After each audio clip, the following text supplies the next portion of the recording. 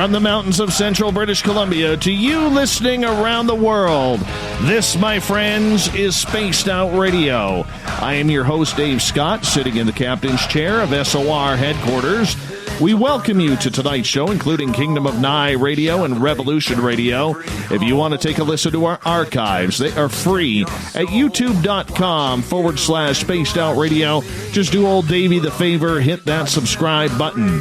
Our website is spacedoutradio.com, where we have a plethora of features for you.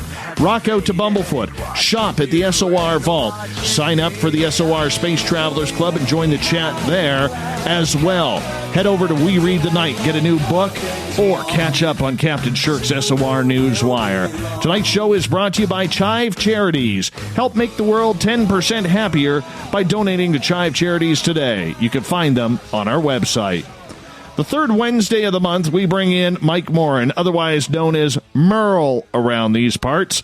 MERLE's repping Haunted Crew of Canada when it comes to Ghosts of the Great White North. We are also joined by Cryptid Tales host on our Spaced Out Radio YouTube channel, Amber Bekkerud, as we will share some creepy stories together, talk about hauntings, ghosts, you name it, we're getting into it as we approach Halloween. Then at the bottom of hour number 3, I will bring you the SOR Newswire. MERLE, how you doing, buddy? I'm doing great, Dave. Doing great. Looking forward to the show, and I'm looking forward to Halloween this year. It's going to be a good one.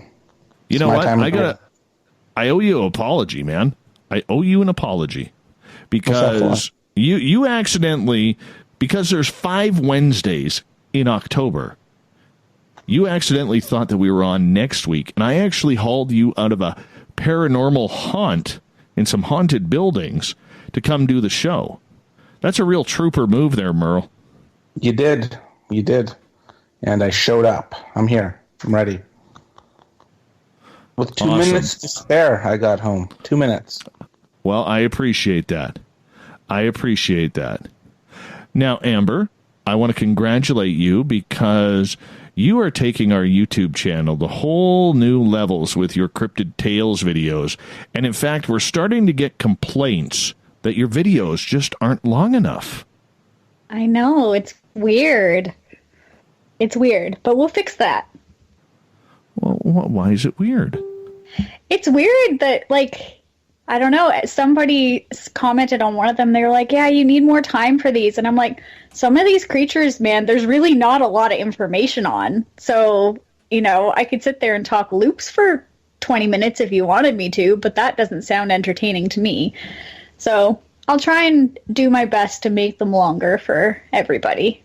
Well, you know what? You are doing a fantastic job, and I want to congratulate you on the air because you have added such a new element to what we are doing on a daily basis, especially with our YouTube channel. So thank you for being a part of the team, cutting some commercials for us. You're doing a bunch of stuff behind the scenes, too. You are just all well-rounded, and I'm so glad to have you a part of us. Thank you, and thank you for giving me the opportunity to do this because it's absolutely amazing. And if you had asked me this time last year where I would be at, I would still be, saying that I was going to be in my living room doing my own YouTube videos. So it's come a long way. Right on. Now, Merle, you wanted to get into some hauntings tonight on Ghosts of the Great White North because we are approaching Halloween in just 15 days. 15 days, 14 if you're on the East Coast or across the pond or down under. But yeah, it's encroaching on us, my friend, encroaching on us quickly. It is. I wanted to talk about haunted houses and haunts. I guess the Americans call them haunts. Where what is too far? You get people paying big bucks to go in haunted houses to lose control. Me, I need to be in control all the time, no matter what I'm doing. Some of these people, they strap you down in seats. They force feed you weird food. They take chainsaws with no blades or chains on them and touches you with them. Would you go into a house like that? Would you go pay $30 to go experience that stuff? Get locked in a coffin? No, not me. I don't do the whole coffin and scary thing. I really don't. I'll go into a haunted house. Like if it's somebody's house or business, I have no problem going in there. But when it's propped up like that, like it's meaning to be scary, old Davey doesn't like that. Doesn't like that at all. No, because that's what I was doing tonight. We went into 2 haunted houses, and they're pretty scary. They have a little meter. It's called a chicken meter, where people tap out throughout the haunted house. But then we were talking to some other people that were there, and they were saying that there are other haunted houses that are, you have to sign a waiver where they'll separate you from the group. They'll yell at you. They'll push you around. It's too far. I'd push back. That's beyond too far. That is really beyond too far. But, I mean, does that not show, though, the fact that, you know, we're taking the seriousness of haunted houses all too literally now? Yeah, because they're making it into, like, you know the movie Hostel? It's kind of the theme they go for. I'm into jump scares and ghosts and goblins, not being strapped in a fake electric chair and someone hitting the switch. It's so funny that you brought that movie up because I was thinking about it earlier today and I had no idea why. But I was thinking about how much I hate that movie. Yeah, there's literally in the town I'm in, there's a haunt called Pitch Black, and that's all it is. That you go in there with your group and they separate you, they torment you, they force feed you food and lock you in little boxes and walk away. You can't get out. And nope. What kind of food? I don't know. Weird food. Like Taco Bell type? Nah, probably pork rinds. Ugh. Ew. Yeah, that's a nightmare Soggy right pork there. rinds. Yeah. My father always used to chase me around the house when I was a kid with cuts of head cheese. Have you ever seen that stuff? Head I'm cheese. too young for that. It's disgusting. It is disgusting. It's like, it looks like clear rubber or plastic with like chunks of pig's feet and ripped apart ham and everything that you wouldn't feed to your dog goes in there. Oh, it's terrible. Terrible stuff. It's weird. Totally. I don't even know why people eat that stuff. I don't know. I really don't know. I know Amber doesn't. She's vegan. No. God, no. Anyhow, when it comes to haunted houses, all right, Mike, we see at this time of the year a lot of haunted houses that are set up around, you know, maybe people are decorating outside their house to make it as gory and grotesque as possible. Their front yards become cemeteries. There's fake cobwebs everywhere. But then there are the carnival type atmospheres that, like you were at tonight, that, you know, really push the limits. When it comes to paranormal tours, like we do up here at the 108, or there's many around, it's amazing how many people, Mike, are actually thinking that when you take them on a paranormal tour, that there's actually going to be ghosts, ghouls, and goblins jumping around from behind every corner. Oh, 100%. I think they think their mind is hardwired for that. They assume there's going to be Satan, demons, and devils, like real ones, that you're going to defend them from when you do like the tour haunts like you do up there. Whereas when you're down here, you go to the ones where they have like masks and face paint on. And I think that's what people think and a ghost, like a haunted house, is actually like, which is kind of funny. Well, that brings up a good point, though, because when you get people coming for the entertainment of a paranormal tour, some of them, like when we do our speech on our tour around here, I always stand up, and you've seen me do it, where I stand in front of everybody before we do the tour, and I tell them point blank, there's nobody jumping out from behind walls. This isn't a carnival-like atmosphere for a haunted house. This is real paranormal activity that we are trying to investigate and bring forward to you. And it's amazing how many people are just like, oh, really? Because they think it's an actual haunted house, which it is. Yeah, no, I agree, but it's kind of funny seeing those guys grown, kind of poop their pants halfway into your tour when they see, hear, or feel actual paranormal activity. That's the best. What do you think, Amber? I think it is interesting to see the difference between the two, because I mean, there's one here in St. John's that we actually went to pretty quick after moving. And it's been going for years, but it's a lot the same. They take you around downtown St. John's. They talk to you, tell you stories about the things that people have seen in those areas. And, you know, they make the joke at the beginning of the tour that, you know, if you feel faint or pass out or whatever else, like, and we're not responsible for what you may or may not see. But they, you know, they are very explicit that, yeah, there is nothing that's going to jump out and scare you or anything like that. And I haven't even seen a single haunted house advertisement here this year at all. And so I don't know if maybe they're starting to realize that they don't go over so well anymore. You know, the novelty of being scared that much and that far is starting to wear off here on the East Coast, but I don't know. I would rather go to a tour like the one that you do at 108 or the one that they have here where you are still getting history, but you're in a legitimately haunted place than, yeah, being force-fed food and being strapped to chairs and, you know, paying for a show, I guess. Probably the worst thing that I ever did was a number of years ago. There was a zombie paintball event on like 30 acres of land in Langley, British Columbia, close to where you are, Merle. I don't know if you remember that or not. They still have it. And, you know, I had a pretty good paintball gun back in the day. I wasn't allowed to use it. Had to use one of theirs. We were out there for like 45 minutes. We paid like $60 to do this, $60 Canadian. So that's about $12 American. And literally they take you around and there's more walking than shooting. Like, I have a paintball gun in my hand. I need to shoot something. And then you get to the end after your 45-minute walk where you've maybe shot at a dozen zombies. And all of a sudden, there's like 30 zombies there that they just say, okay, rapid fire. When you're out, we're done. So you shoot all your bullets, or your paintballs, you know, trying to shoot these zombies. You waste all your paintballs because they don't give you refills, and you're done. And you walk back another mile, which feels like in the middle of the night.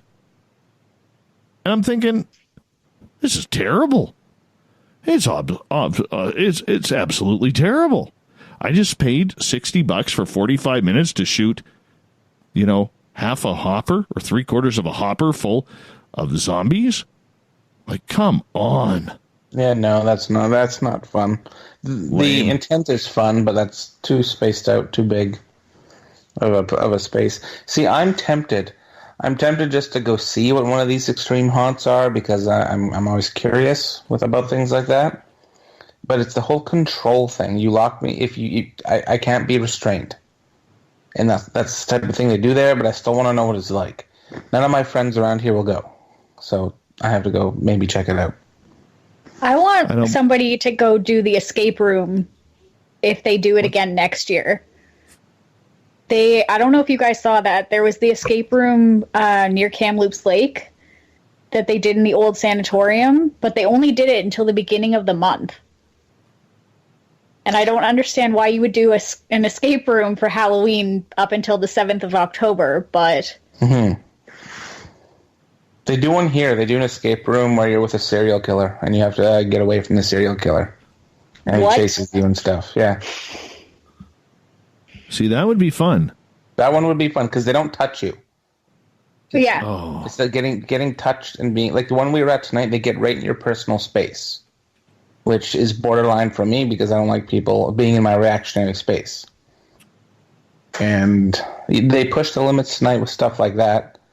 Like, there was one lady there, she looked like the nun, like from the movie The Nun, and sounded like her. It was scary. Everyone I was with basically pooped their pants. Because she kind of floated when she walked, like in the movie. I guess the way her dress was, yeah, it was weird. Weird. Yeah. So the big question is, when we do things like this, Amber, are we actually conjuring up any type of entities or visualizations that we will have in dreams or maybe with our awakened eyes? Not necessarily. I don't think that doing these haunted houses, a lot of them are in warehouses that they've built, little rooms in. And so I don't necessarily think that you're really disturbing anything by doing those types of haunted houses. If you're putting a haunted house in an already existing haunted house, then of course you're going to disturb something. I'm sure whatever's going to be in that house does not like the fact that you're using their home for fun. And at the end of the day, you may get something attached to you or brought home, or, you may see it later on in your dreams and wonder why the heck you did it in the first place. But I think it's a weird thin line of, if it's just a haunted house done up in, a warehouse that they do every year and that's that, then I don't think you're really disturbing much of anything. But, if you took the super haunted house in Burnaby that's now a museum and turned that into a haunted house, and, did super scary things in there, I don't think they'd like that very much. I'd want to follow you home and get mad at you for coming to my place and, disturbing me that way. But at this haunt, the intent, I'll just use one of the areas in this one as an example. They were paying homage to serial killers and whatnot from movies, but there were upside-down crosses, legitimate satanic symbols, and things like that. I get doing your research and making things as legitimate as possible, but that's too far. I think if you don't have an understanding of that, you're going to bring something in that you don't want. That's what I mean. Do you think stuff like that conjures up that could attract negative spirits, or if people have negative things attached to them, they may amplify or stay there? Because one of the other areas, there was a guy that looked like, it was kind of creepy. You walk into the Charlie Manson house, and there's all like the dead bodies and blood everywhere, and you have a guy that looks a spitting image of Charlie Manson with like the, what did he have burned on? He had the swastika on his head, right? Yes. But instead of a swastika, obviously he had, it was a satanic symbol, like the upside down pentacle, whatever, you know what I mean? Yeah. But, and I don't know, do they scam these people, these actors, before they hire them? Or some of them, you can feel the weird vibe on them. So it's odd. Some companies do, but I guarantee you most of them don't. A lot of them just put out casting calls on Craigslist and hope that they find enough people, right? Mm-hmm. So I think that is the point where, it will amplify whatever's attached, or, whatever else could potentially be brought in because you've opened those portals or that energy, right? Yeah, it's total thought. Like, I thought about that while we were walking through today, of if it would conjure things. Who knows? I'm sure there's an episode of Supernatural somewhere that addresses that factor, where 100%. A haunted house becomes real haunted house. Yes. But I think it is legit. I think if you put a certain combination of things together and you just don't realize what it could do, 100% you're asking for something to come. Truth. We only got about 3.5 minutes here before we got to go to break. At the bottom of the hour, Ghost of the Great White North happening right now with Merle and Amber hanging on out. Merle. Oh, yeah. Merle. Anyways, in regards to having like satanic symbols and numbers and upside down crosses, is that, or Mike, does that actually bring in a negative connotation or a negative energy into that facility, even though that may not be the purpose of it all? I think so, because it's all in the intent. The intent is to make it look satanic and dark. Yes, it's fun to see and get scared and do all that stuff, but some people take religion. This will be a topic for the next half hour we'll jump into. some people take religion pretty seriously. Me, I don't personally, but that could really offend people. But because the intent of the upside down cross is basically giving an FU to church and stuff like that, right? So I do think that it can attract negative energy and unwanted attention. Do you think they're actually conjuring the devil or something demonic by having that there? That might be a little dramatic, but I do think that it could conjure negative energy to maybe invite something that's not overly friendly to inhabit the area or the people that work there. What about for those who say the symbols only have power if you have faith that they do? Good point. Like, some people, a cross could just be a sword, right? Like, it's handled with a blade. And if you're not religious, that's not being offensive to people who are religious, it's just looking at the other side of the coin. But to people who are religious, that's the symbol of God. Whereas to a person who could just turn it upside down and use it as a sword, maybe it doesn't. Maybe because that person's not open to that sort of energy. Amber, your thoughts? On the flip side to that, I think that even if you don't have, the faith that or the belief in those symbols yourself, you don't know the other people who are either there as cast or coming through that building. So if they're seeing those symbols and their emotions towards them are being put into that space, it's automatically going to open something up. So even if you don't personally believe in whatever that symbol is or have anything to put towards it, there's still all that other energy brewing around it, and maybe it may not affect you directly, but it's still going to affect the space. That's true. See, the energy. I agree with that. Go ahead, Merle. No, I agree. I was just going to say I agree too. Like, the energy, it changes the energy in the atmosphere. Yeah, and I would agree, and I would agree with that, because I mean, whether you believe it or not, whether you are a religious person, agnostic, or you're atheist, you know what the symbolism means and you know what it's for. You may not know that you're conjuring up anything, almost like a tulpa, but there could be the possibility that the symbols do trigger, and when everybody, if you got a few hundred people who are taking this tour, that could seal up that energy, could it not, Amber? Well, and that's exactly it, right? The amount of belief from the people coming through, feeding into whatever that paint job has been of the actors or whoever's put it together. Everybody knows what these symbols mean, whether you believe in them or not. So I know lots of people who do not believe in this stuff at all, but if I showed them a satanic cross, they'd be like, well, that's a satanic cross. Exactly. They don't look at you and be like... Hold on to that thought right there. We're going to go to break here. Amber and Merle, Ghosts of the Great White North, continuing right after this on Spaced Out Radio.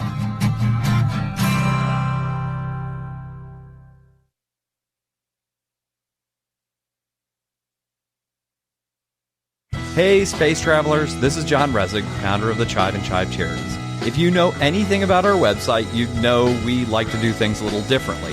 We're not some faceless organization collecting money for a nebulous cause. Our donor dollars go directly toward life-improving items. Then we give those items directly to an underdog who needs it most. To become a donor with Spaced Out Radio's official charity, CHIVE Charities, just go to chivecharities.org/donate. From the heartlands of Canada to beards around the world, we know how to take care of you. Fill your follicles with the Mighty Moose Beard Oil. All our oils and balms are handmade and 100% natural ingredients because we care about your beard. And hey, use the promo code SOR2019 and get your Mighty Moose Beard Oil today. You can check us out on our website, mightymoosebeard.com.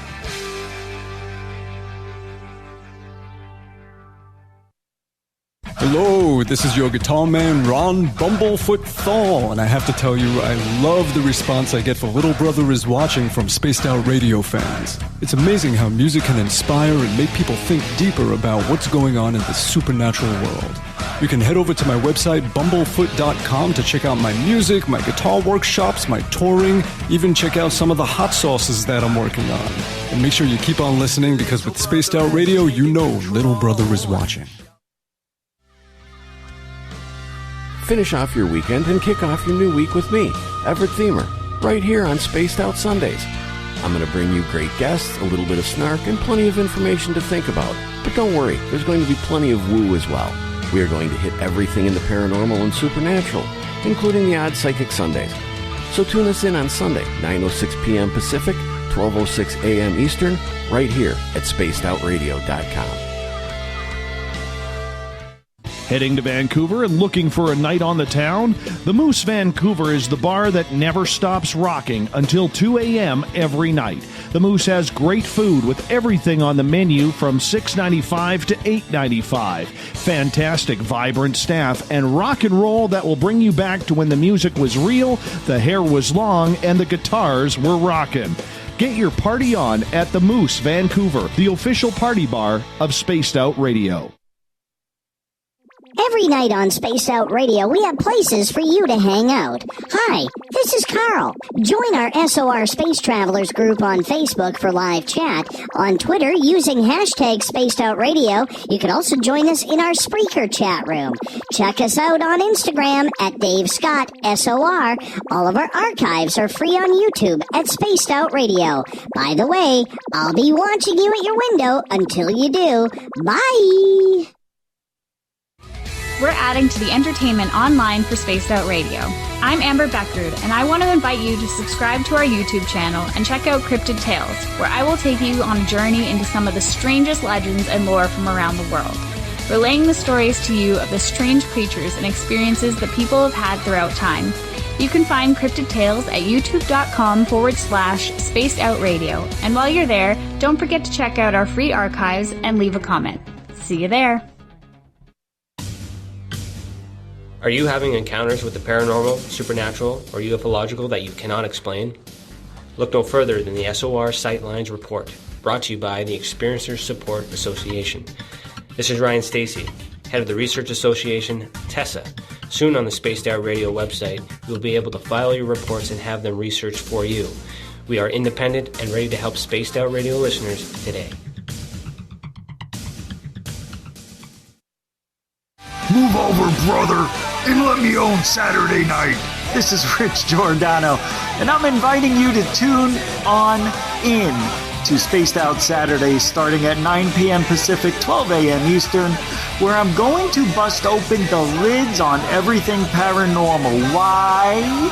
Because we want answers, and I'm the guy who's going to deliver those answers to you. Join the chat rooms, and we'll see you this Saturday.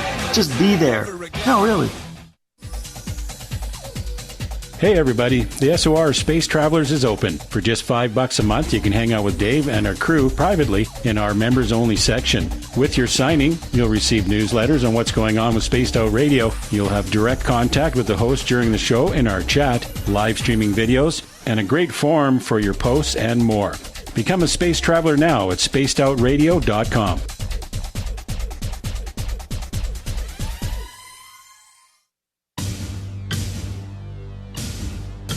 You wanted new SOR gear, and now you can have it. The SOR Vault is fully stocked with t-shirts, hats, hoodies, mugs, and everything in between, with great logos for you to choose from. So head on over to spacedoutradio.com, click on the SOR Vault, and go shopping. Pricing is quite affordable, and you can look good representing your favorite show. So go to our website and pick up your new SOR wear at the SOR Vault today.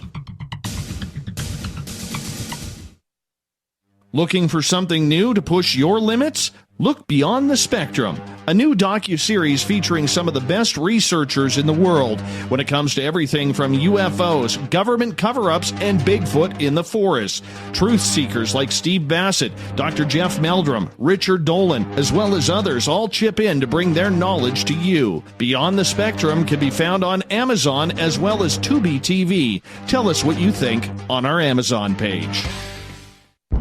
Are you intrigued by Paranormal Talk Radio? You'll love the new Paranormal Radio app from TalkStream Live. You'll find a great selection of talk shows covering UFOs, ghosts, strange phenomena, and much more. Download the Paranormal Radio app now and start listening to the very best in paranormal talk entertainment, including the network you're listening to right now. The Paranormal Radio app, free in Google Play and the iOS App Store.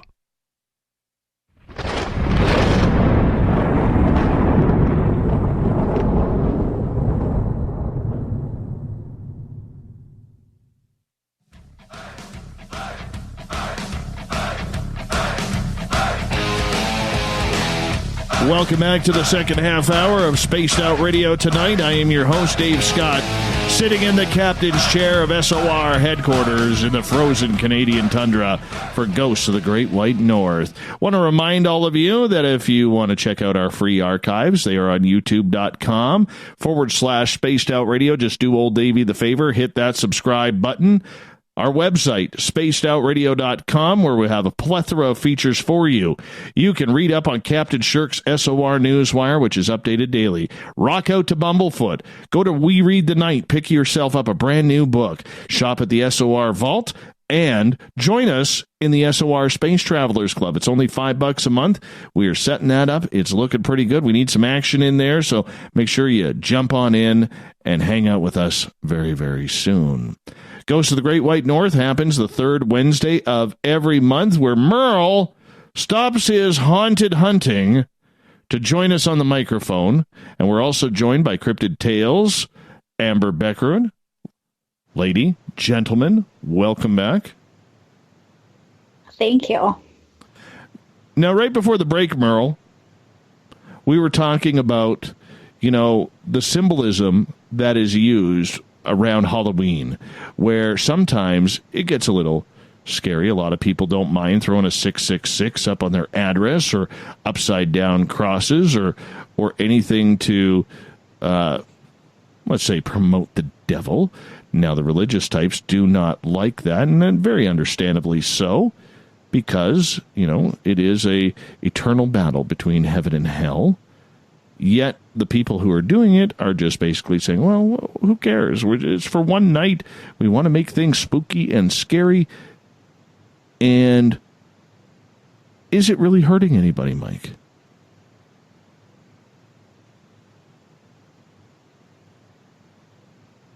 And this is where Merle, once a show, forgets to turn his mute button on. Amber, what do you think? I think it can affect people, really. And I mean, I think for certain people out there, they automatically just feel different around Halloween. And right. They get that weird on edge feeling. And I know some people who are on edge literally all month until November 1st. And I've never been able to sit down and talk to them and ask why, but they almost get jumpy. And I don't know if it's just the symbolism that comes out that makes them uncomfortable, or just the atmosphere in the air, of the air that makes them uncomfortable, or if they're just way more superstitious than I ever thought them to be. But I think it does definitely affect people. I think it does too. Merle, did we got you back yet? Do you have me back? Yeah, now we do. So it's my cord. I will have a new cord for next time we're on together. A brand new one. You are a cord. Yeah, I am, actually. I am. But yeah, no, I think people get heightened this time of the year for the spook factor. They think that 666 means they're going to conjure the devil and all that sort of stuff, whereas if you said that in December or March, people wouldn't really care. They'd be like, dude, why are you talking about that stuff? I think with all the scary movies that are all over the television and all the spooky songs that they replay every Halloween, I think everyone is heightened with the sense of the devil, the darkness, the ghosts, the spirits. So they kind of play into it or make it a little bit more dramatic whenever they hear or see stuff to do with Satan and that. Well, we also know you're a big fan of the Monster Mash. Because it's I do a good Monster Mash. Yeah, I'm strong at it. I want to see that. I do. I definitely want to see that. Here's the other thing that we also need to talk about in regards to this, because there is a giant spiritualist movement who believe that this so-called veil gets the thinnest on Halloween night. I don't buy into the whole veil theory. I really don't. I think it's one of those obtuse subjects. And I'm so happy I got to use the word obtuse there because I don't use it enough. I think it's one of those obtuse subjects that really people are just trying to make themselves into the conversation because people are like, oh, well, what does that mean? And now all of a sudden you're the star of the show.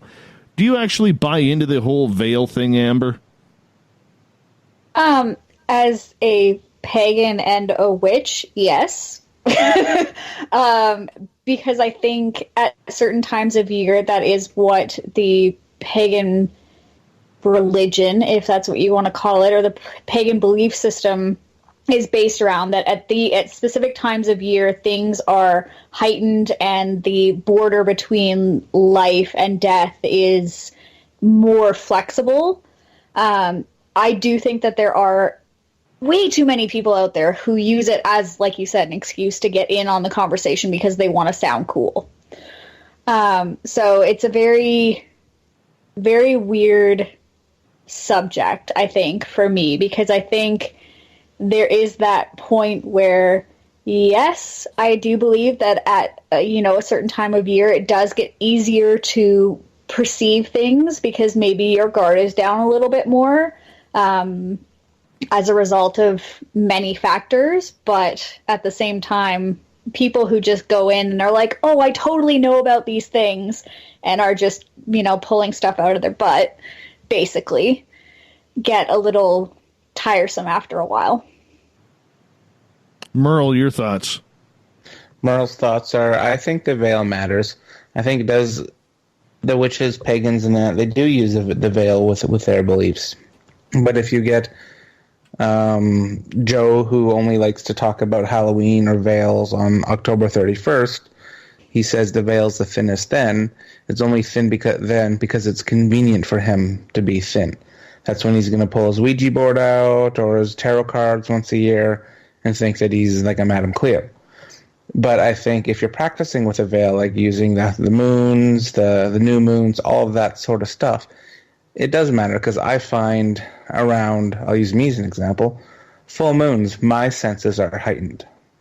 I think I do my best investigations around a full moon. I feel the most, I'll use the word spiritual or connected around a full moon. If I don't have an investigation on a full moon, I'll go to a graveyard or some site where there is a full moon because I do feel the veils thin around times like that with the energy. Amen. See, for me, it doesn't. For me, it doesn't matter.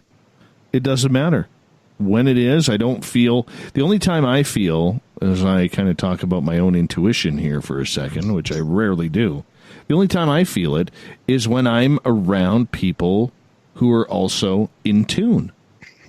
That's when I find it. I'm heightened. When I'm at work, I don't feel it. When I'm, doing this show, I don't feel it. If I'm out in the forest, sometimes I do. You're like a Wi-Fi hotspot for the paranormal. I am a 6G Wi-Fi hotspot for the paranormal. Not just 5G, 6G. Heard that about you. I think that is a valid point, though. I know I've had people in the past that I don't necessarily associate with anymore just because they are a drain on my energy and I moved across country. But they were a lot the same. If they were out by themselves or out at work or doing all of these things, there was nothing. But the second they were with me, they were like, oh, did you hear that? Do you see that? Did you hear that branch break over there? And it's like, okay. Like, you know that they're just feeding off of it for the convenience of themselves. Whereas I don't think with you that is the case. I know you love it just as much as all of us. So I think you feel more in tune with it because the other people are there feeding into the energy of the place versus you're just being around those people for the fun of it. And I think maybe... That's exactly right. That's exactly right. Because when I'm out there, and like, for instance, Merle doesn't like to admit that he's got some spookiness to him. He tries to. You know, he is like Hutch in Starsky and Hutch. Cool, collective. You know, just laid back. You know, little gin and juice kind of thing. But when he and I were watching him with someone else who is intuitive, one thing I watch Mike's eyes.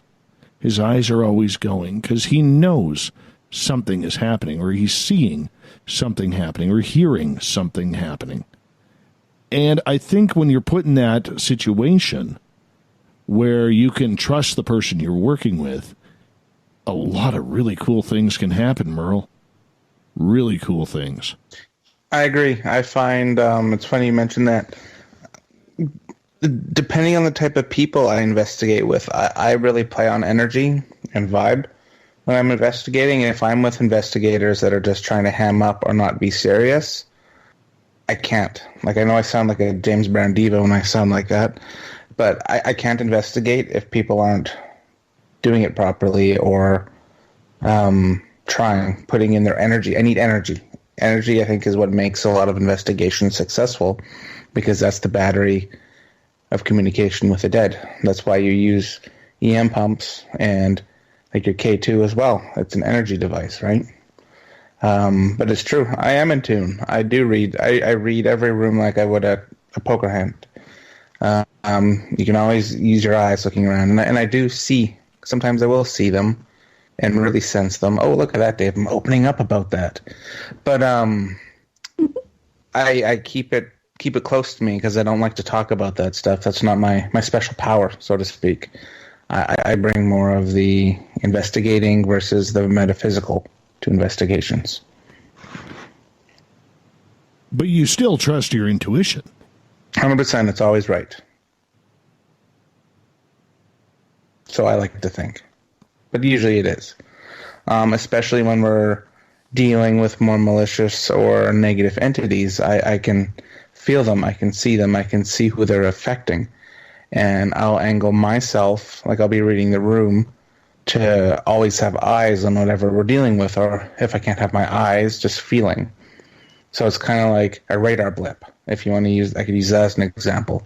Like a naval radar blip, that's kind of how I can see things and feel things. And I'll always keep an eye on that blip. And depending on the type of people you investigate with, that blip amplifies or it goes away. And I find a lot of times, like when I'm with you, or the last time I investigated up at the post house, when I was with the Kraut, we, not the German, sorry, her energy is off the hook with ghosts. She's really sensitive and she's an empath as well, and she was like a battery to things that were happening, and I've never really experienced an investigation like that one. Yeah, I'm with Merle is very, very much in tune, man. Watching her kind of learn into this and all of a sudden start to make it part of that type of lifestyle. Amber, you are kind of intuitive when it comes to all of this as well.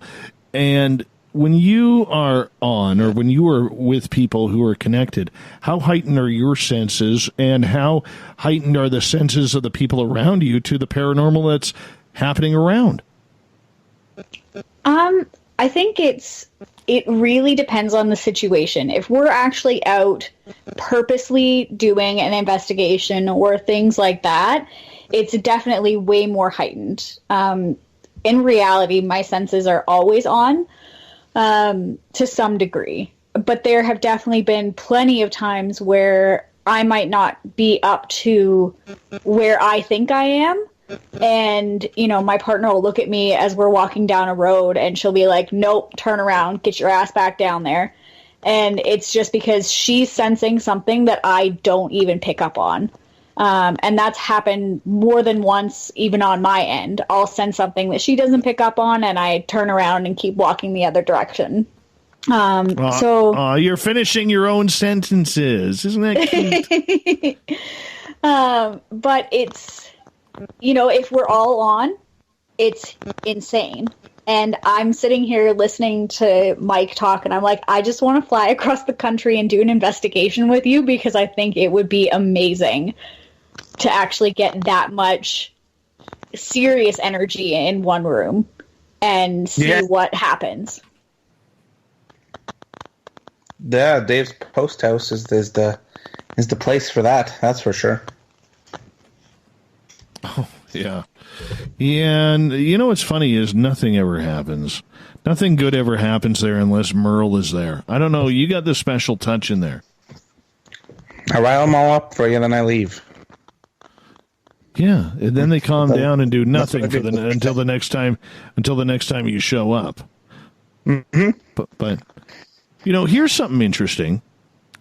Actually, you know, I'll save that for the next hour because I got a little bit of an interesting story coming up because today I'll leak it out a little bit. Today would have been my grandfather's 95th birthday. And I got some weird, strange things around him, man, that I don't think I've ever shared with the audience. And, you know, we're going to open up some discussion on that after the break. But we got about 5.5 minutes here before we go to break at the top of the hour. Goes to the Great White North with Merle and Amber tonight. And we're hanging on out, talking about the spookiness of Halloween. And we're going to get into some spooky stories in hour number 2. But in regards to the whole idea of the veil opening up and, you know, people becoming more attached and more in tune at this time of year, do you think, Amber, that people are acting out of wanting it to happen? Or do you think they're acting out because they're just feeling differently? I think it's a lot of people just wanting it to happen. You know, it comes along with, I've seen posts all over the place about, you know, the people who used to make fun of the kids who like the creepy and dark and weird and everything in high school are now the ones getting really amped up for spooky season. And it's so true. 100%.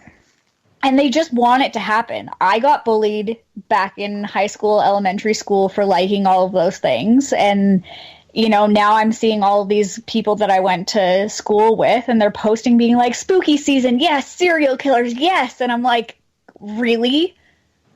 Like, it's a trend now, so it's cool. But back when I was into it, it was something to make fun of. So I think a very big chunk of it is that people just want something to happen. I'd have made fun of you. I was that guy. I would have made fun of you. I'm sorry to say. At least you can admit that. Oh, yeah. Yeah. And then I would trip you along a sidewalk because I'm that guy. Oh, God. Merle, you were going to say? Yeah.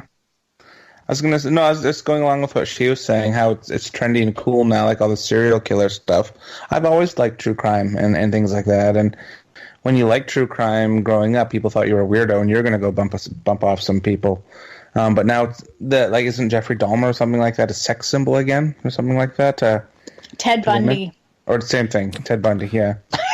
Well, I mean, you have Zach Bagans trying to buy the brain of John Wayne Gacy right now, because when he held portions of the brain, he said he felt the evil energy coming out of it.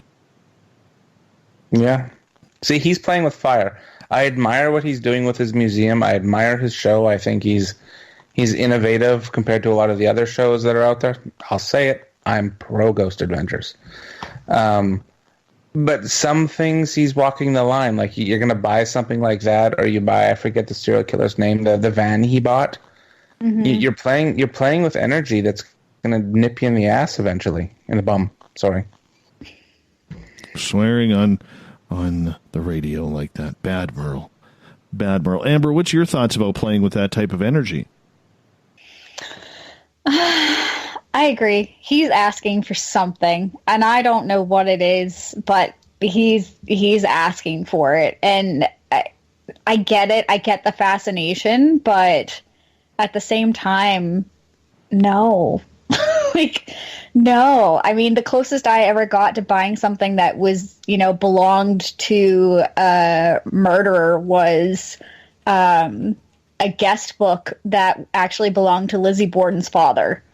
And it had signatures from their entire family and guests and actors from that time period that they hung out with and had parties with. And, you know, there's actually a part of me that's very happy I never bought it. Because I don't know what's attached to it. I don't know what could have been attached to it from back then, or what other people could have done to it in the last, you know, few years. But then there's part of me that's like, damn, I wish I had. But yeah, I think he's asking for something bad to happen. But that brings up a good point, too, because as serial killers are really trending in popularity right now, thank God we're over the clown phase for a while. God, I hated that. But the whole idea, too, is haunted objects are a huge commodity. They are all over the internet for sale, on Craigslist, on eBay, on Kijiji, other sites as well. All right, people are trying to pawn off everything that is haunted. I'll tell you, the last thing that I am going to be doing when I am dead is haunting a pop can or haunting a notepad. I got better things to haunt than something along those lines, but everybody's trying to pawn something off that's haunted, you know, just for the wow factor. Oh my gosh, like this is haunted, like Mandy the doll who almost killed Mike. Yeah, but I think people are preying on naive people. Like, I have a half a bag of Dorito chips on my counter that are haunted because the bag crinkled, so I'm going to pawn that for $300. There's a demon inside it, right? Like, if you look up haunted items on eBay and Amazon, you'll see like a Dybbuk box that's for sale, but you can see that the person melted wax on a dollar store box. So I think there's a lot of fake stuff on there. And to find the legitimate stuff nowadays is hard. The only haunted item that I want, do you remember that 80s news show? I think it was it in the 80s or the 90s where that lady was complaining that her toaster was evil and haunted and was toasting or shooting out toast that read Satan lives and 666 and all of that? I want that toaster. However, at the end of the news broadcast, she stated that she wouldn't get rid of the toaster because it makes good toast. Mm-hmm. I love that. That's one of my Halloween traditions that I need to watch every year because it is awesome. That beehive hairdo that she has, ooh, that's good stuff. It's a strong hive, yep. It's a very strong hive. You know what? Amber, on your next Cryptid Tales, you got to do a giant beehive. I want to see that. Oh, my God. I want to see that. Totally want to see that. MERLE Morin and Amber Bekkerud are here for Ghosts of the Great White North. Amber's going to put a beehive on for the next Cryptid Tales on our YouTube channel, youtube.com/Spaced Out Radio. If you haven't checked out her videos, go ahead. They're right there. She is fantastic. You can also check them out on our website, spacedoutradio.com. Merle and Amber will be back for hour 2 coming up right after this. And I'm going to tell a story, so stay tuned.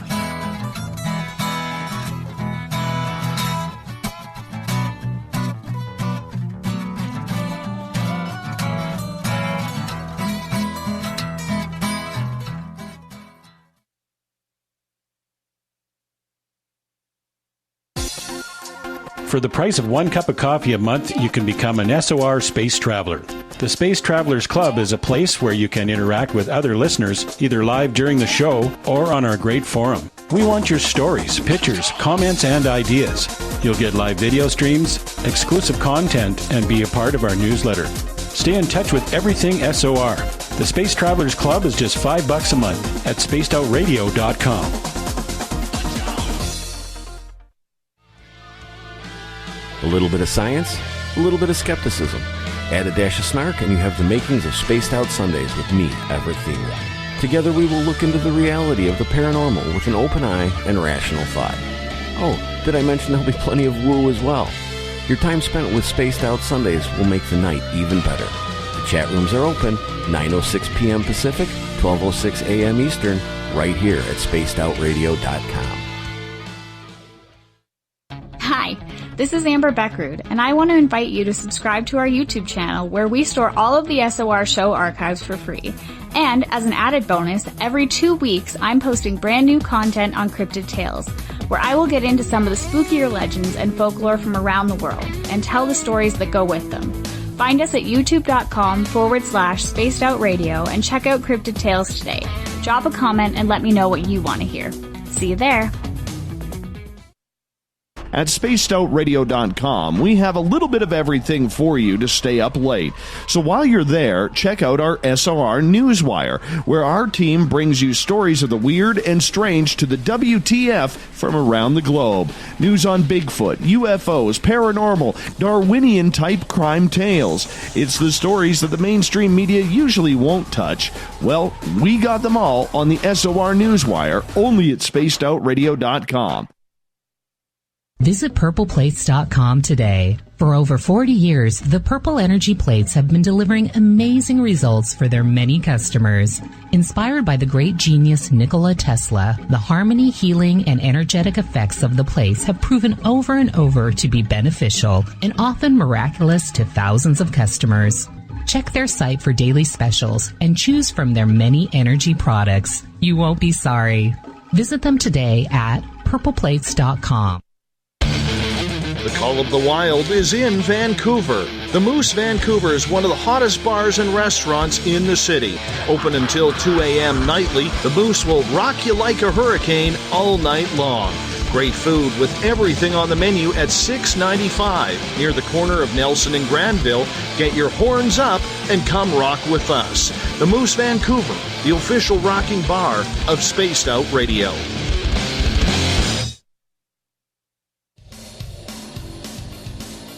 We all know on Spaced Out Radio we love a good beard and mustache, so why not take care of your facial hair with Mighty Moose Beard Oil? Made in Canada, we're taking care of beards and stashes around the world. We use 100% natural ingredients with our oils and balms to make your whiskers feel silky smooth. Use promo code SOR2019 at MightyMooseBeard.com today.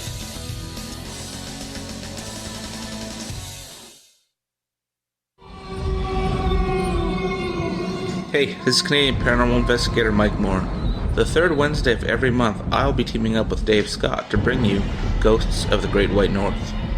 Each month, we will bring on guests from across Canada to discuss their ghostly encounters. Canada is a paranormal hotbed with stories you've never heard, so we're going to bring them to you. So get comfy in your Chesterfield, grab a donut, and join us, eh?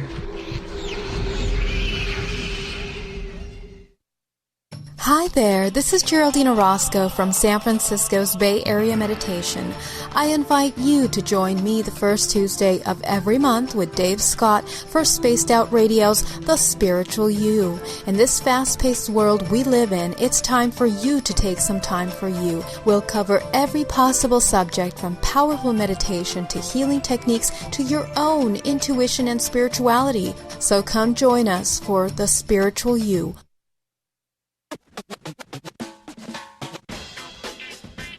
The SOR Vault is open for business, and do we have some cool swag for you to pick up? All you have to do is head over to our website and click on the SOR Vault. You have a variety of cool logos to choose from, and put them on anything you want. T-shirts, hoodies, hats, coffee mugs, you name it, we can get it to you. So do your shopping by supporting the store you love. Get your Spaced Out Radio swag at the SOR Vault today.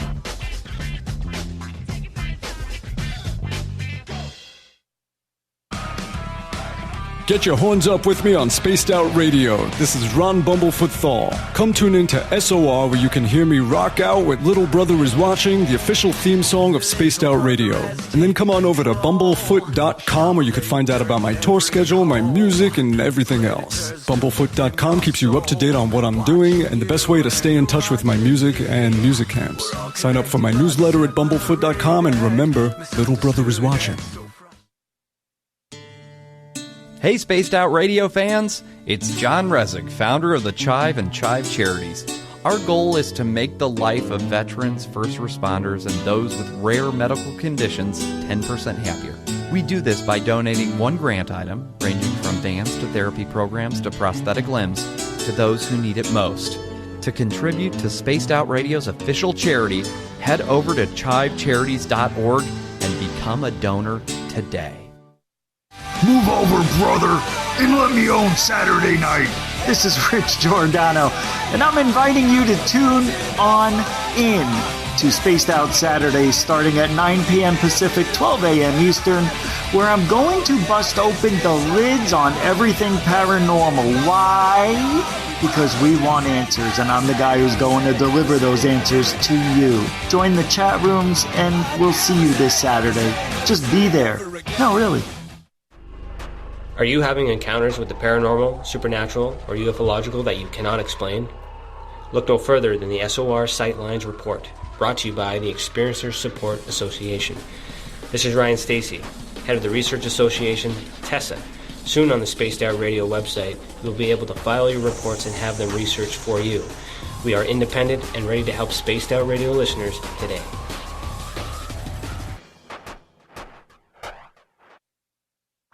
Come hang out with Spaced Out Radio, where we own the night. This is Carl. You can follow Dave on Twitter at Spaced Out Radio, and during the show, use the hashtag Spaced Out Radio to chat with us live. On Instagram, at Dave Scott SOR.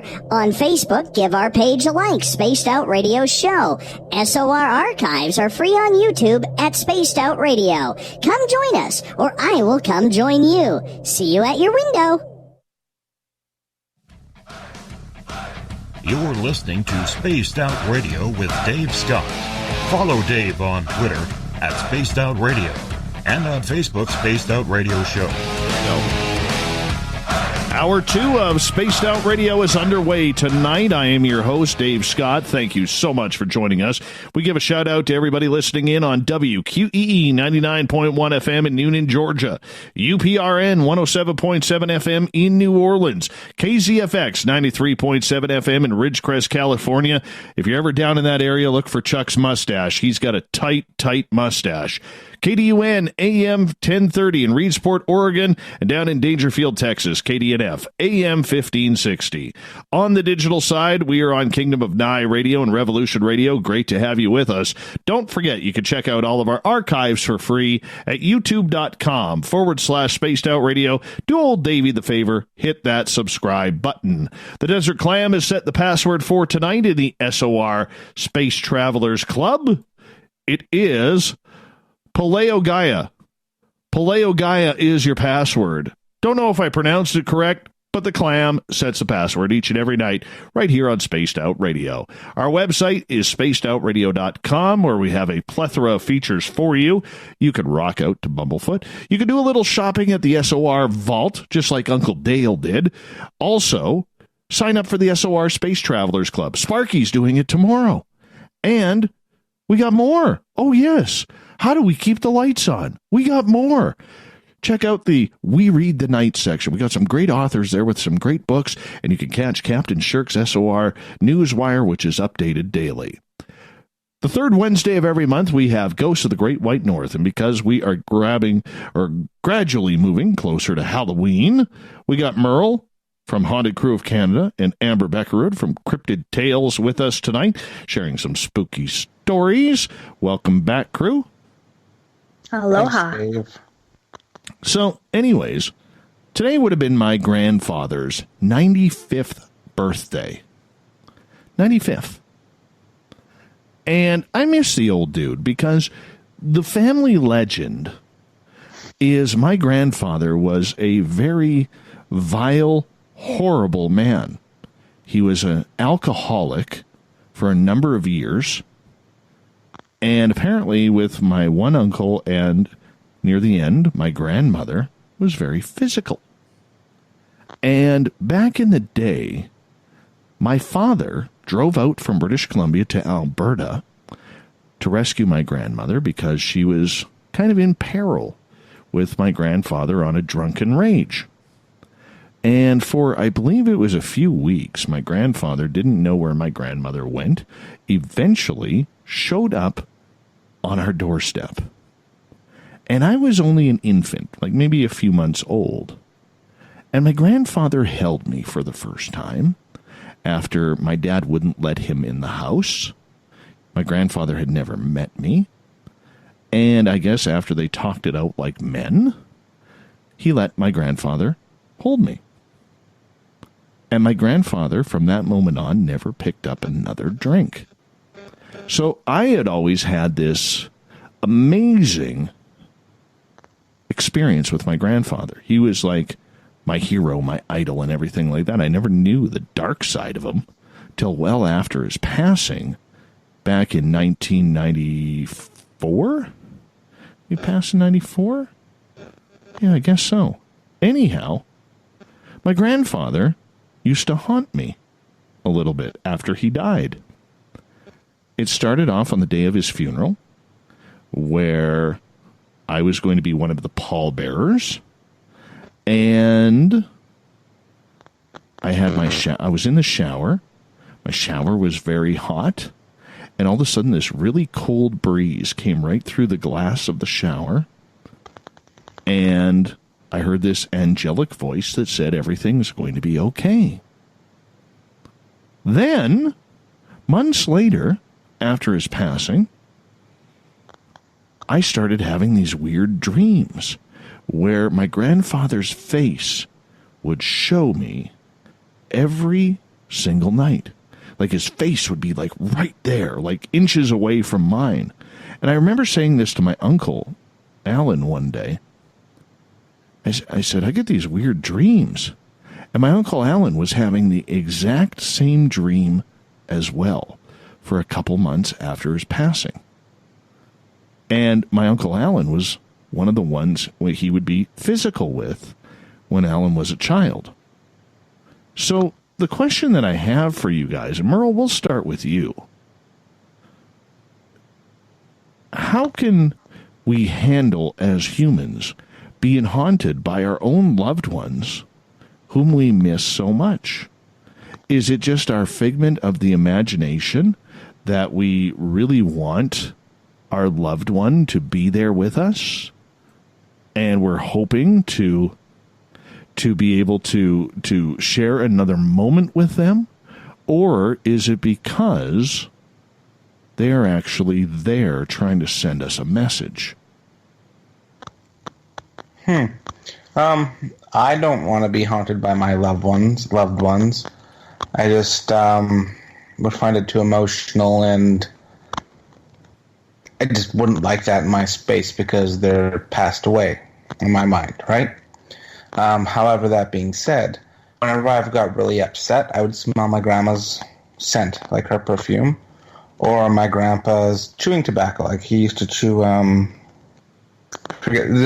forget. There's a certain type of chew he used to chew, and I still to this day will smell that sometimes. I'll even smell that on investigations when I feel really upset or scared, and it calms me down. But that is a good question. I don't want to be haunted by a loved one. I like to leave all that stuff behind at my doorstep.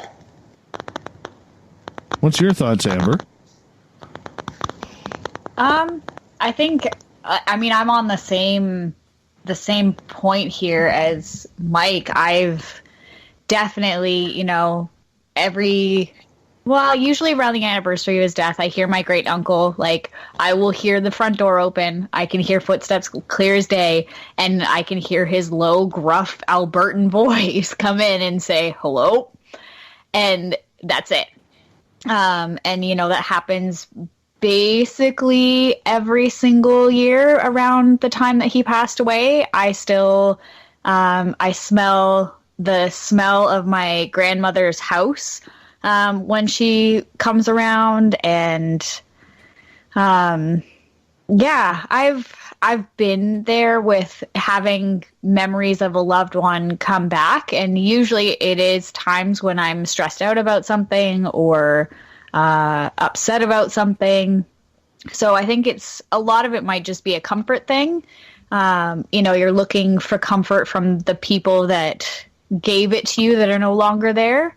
But yeah, I think there's an interesting line between, is it just us wanting it so badly? Because I've definitely seen cases where they want that person to still be there so badly that, they're manifesting that energy in their home versus just letting it be and having that person show up whenever they feel the need to, I guess.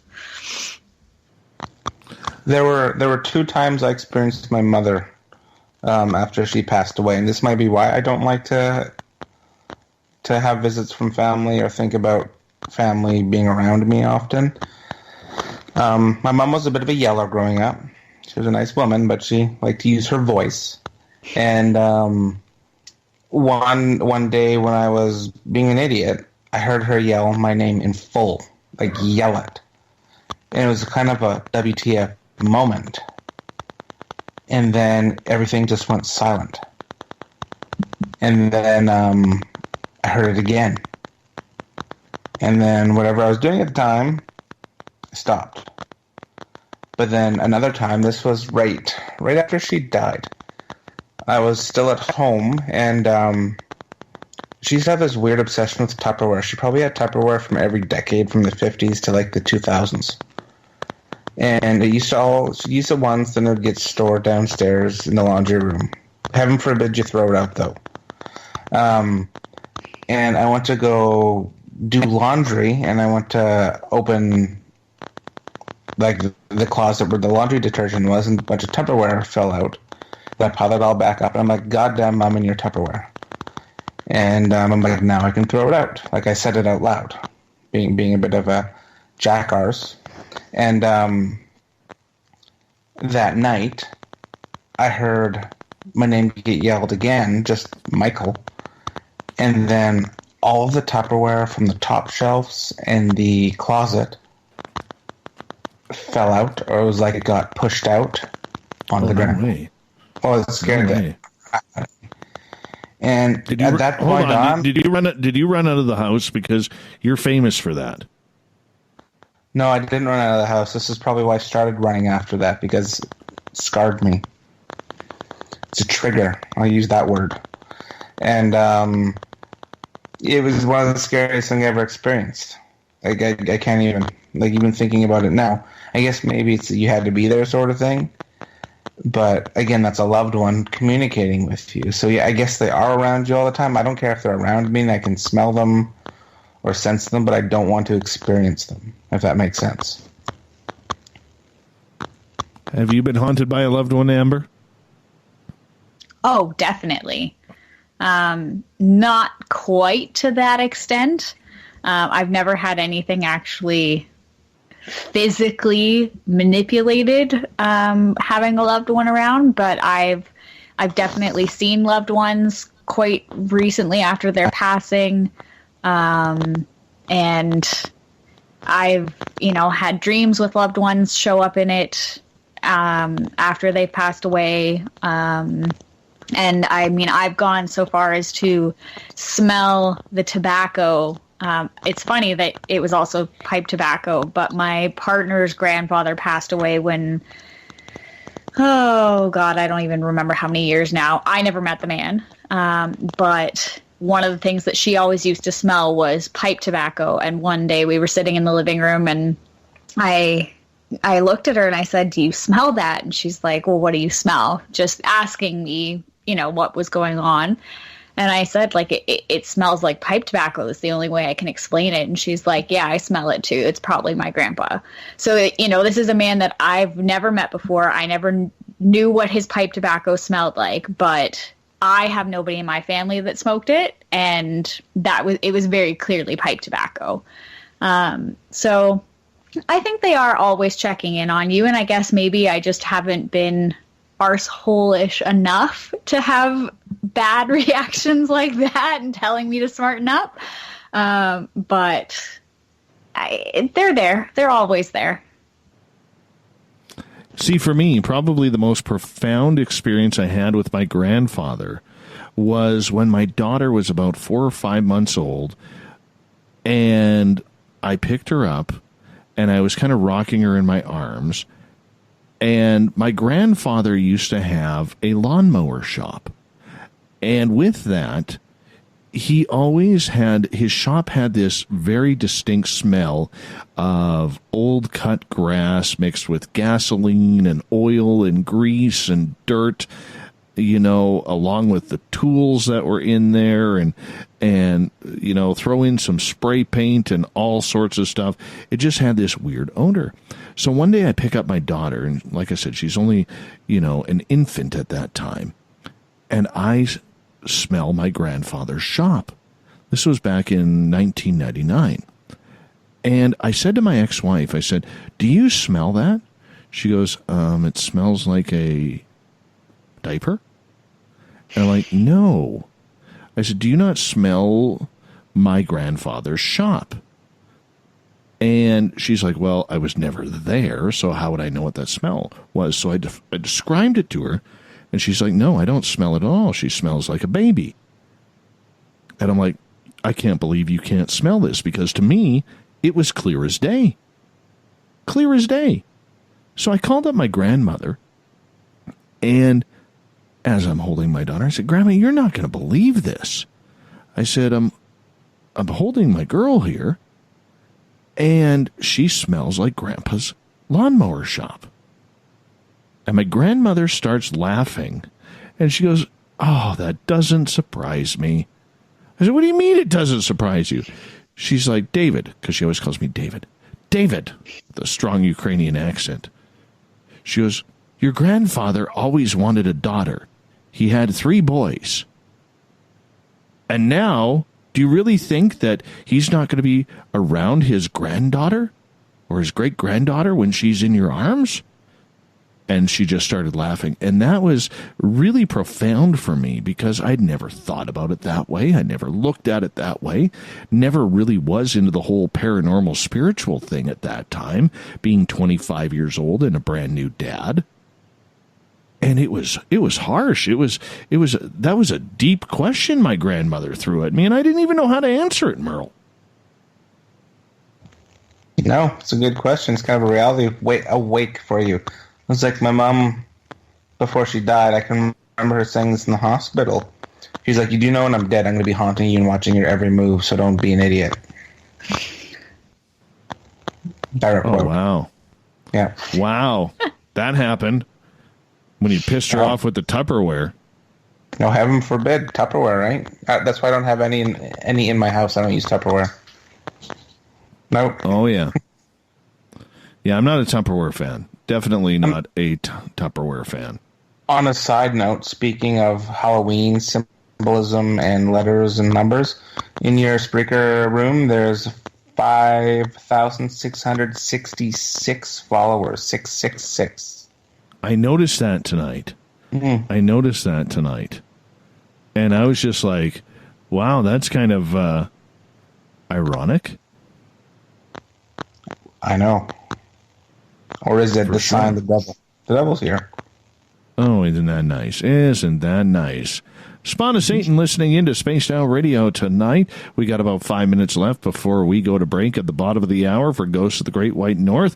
MERLE Morin from Haunted Crew of Canada, and we have the lovely and talented Amber Bekkerud from Spaced Out Radio's YouTube channel, Cryptid Tales. We're talking hauntings all night long.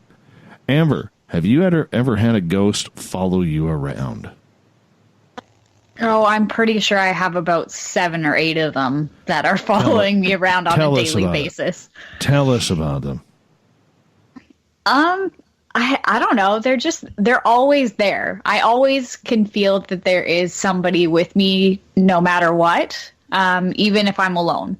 And I know that probably sounds absolutely weird, but I know that there is other energy with me all the time, and whether you want to believe that's a guardian or a protector or a loved one or whatever, they're not threatening in any way, but they are always around and very active, I guess is the word to say. They always like taking things and misplacing them on me. One of my Facebook memories actually a couple days ago was because I was going into midterm week in university, and I posted up on Facebook and I said, okay, whoever keeps following me around needs to lay off for the next 2 weeks because I need to focus, and I need to actually focus on my studies and my school, and you can resume your fun on October 31st. Like, just, give me some peace of mind for a little bit,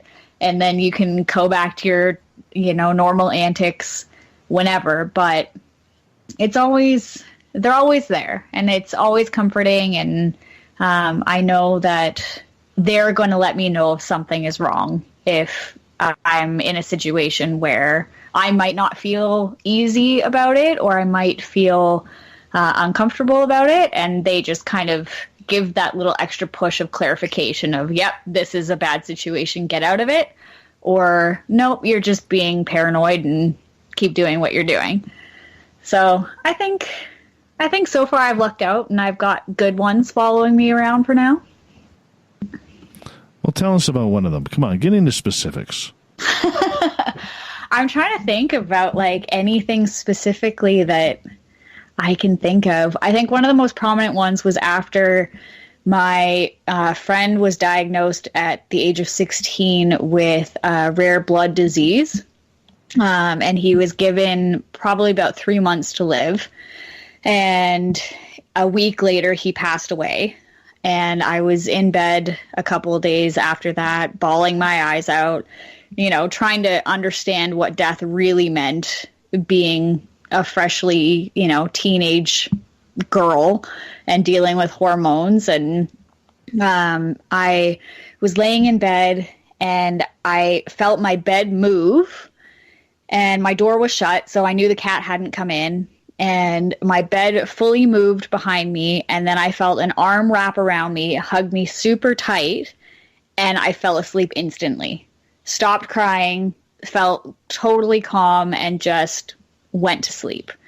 And that's happened way more than once when I've had really stressful days, or been mourning somebody, or been going through a lot of things. And it's that same hug, that same super strong hug, always when I'm laying in bed. And yeah, it's comforting to know that there is something else out there that is trying to help. Well, you know what? I think that's kind of cool. I really do. As we got about a minute before we go to break here at the bottom of the hour on Spaced Out Radio. Do you ever feel scared, Amber? Do you ever feel that they are intolerable at times? No. I did have one at one point where I was very... I called her the lady in white because she would not leave me alone. And funnily enough, she finally left me alone when I broke up with the guy I was dating at the time. But she used to scare me every single day. She would charge me. She would scream at me. She would do absolutely everything to make me terrified of her. And the day that I broke up with my boyfriend at the time, she disappeared and hasn't been back since. So I think... Oh, isn't that nice? Yeah, it's nice now. But she was trying to tell me it wasn't right. Well, you know what? That little voice could be so in tune sometimes. We got to follow it a little bit more. MERLE Morin and Amber Bekkerud here for Ghosts of the Great White North. We're going to continue this charade right after this on Spaced Out Radio as we are almost 2 weeks away from Halloween. Finally get some candy around here as well. We'll be back right after this.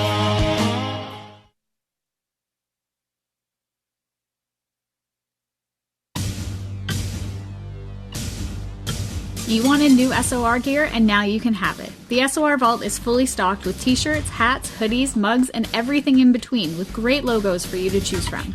So head on over to spacedoutradio.com, click on the SOR Vault, and go shopping. Pricing is quite affordable, and you can look good representing your favorite show. So go to our website and pick up your new SOR wear at the SOR Vault today. Every night on Spaced Out Radio, we have places for you to hang out. Hi, this is Carl. Join our SOR Space Travelers group on Facebook for live chat. On Twitter, using hashtag Spaced Out Radio, you can also join us in our Spreaker chat room. Check us out on Instagram at Dave Scott SOR.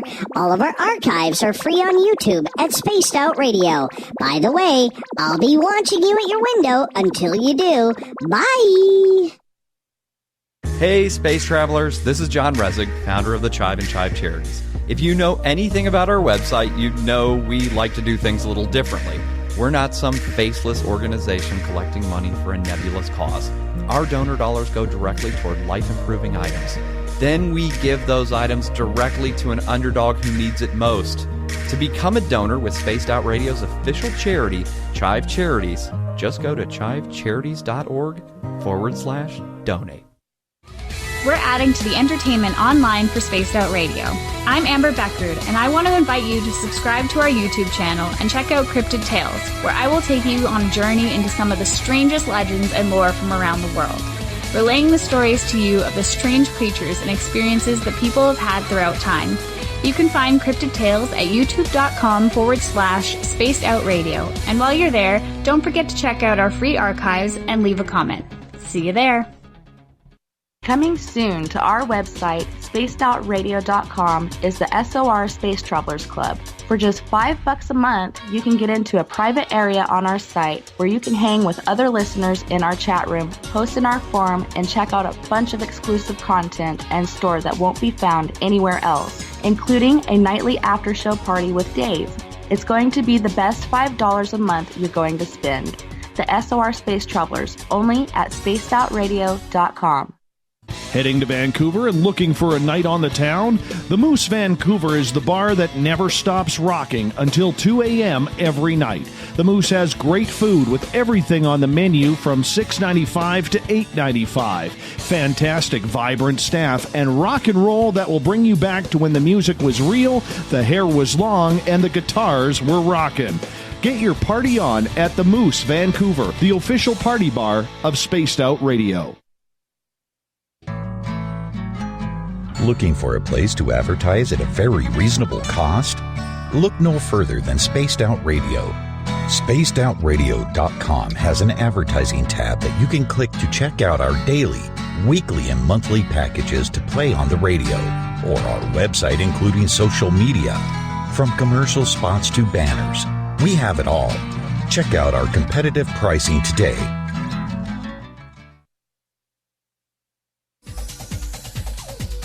Hey everybody, the SOR Space Travelers is open. For just $5 a month, you can hang out with Dave and our crew privately in our members-only section. With your signing, you'll receive newsletters on what's going on with Spaced Out Radio. You'll have direct contact with the host during the show in our chat, live streaming videos, and a great forum for your posts and more. Become a space traveler now at spacedoutradio.com.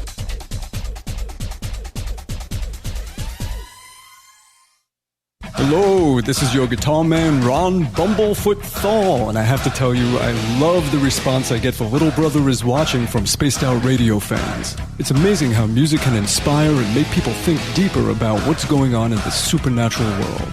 You can head over to my website, BUMBLEFOOT.com, to check out my music, my guitar workshops, my touring, even check out some of the hot sauces that I'm working on.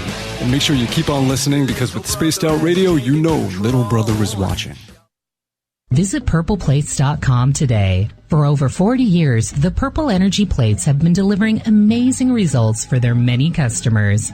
Inspired by the great genius Nikola Tesla, the harmony, healing, and energetic effects of the plates have proven over and over to be beneficial and often miraculous to thousands of customers.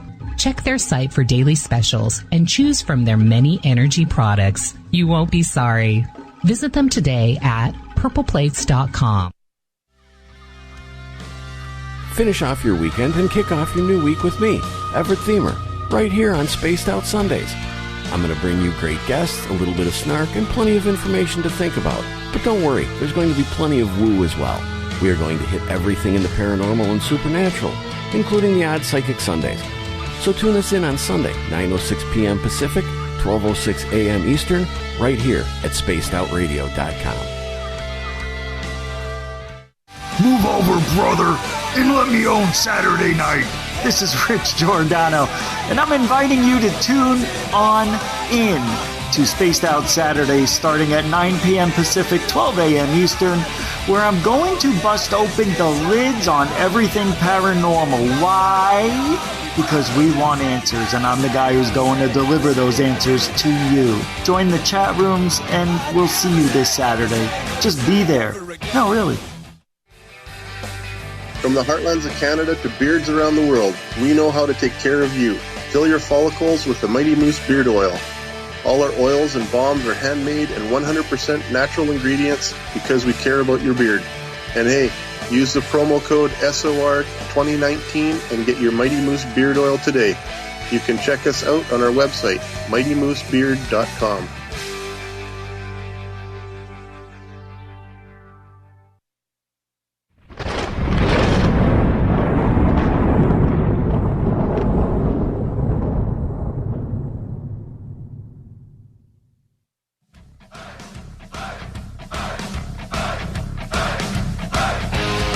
That's enough. We pass the halfway point of Spaced Out Radio tonight. I am your host, Dave Scott, sitting in the captain's chair of SOR headquarters, waiting for winter to come, because that's all we can do. I got enough firewood. I've decided I got enough firewood now. I just got to split it. Anybody want to come over and help me split some wood? I do have a wood splitter.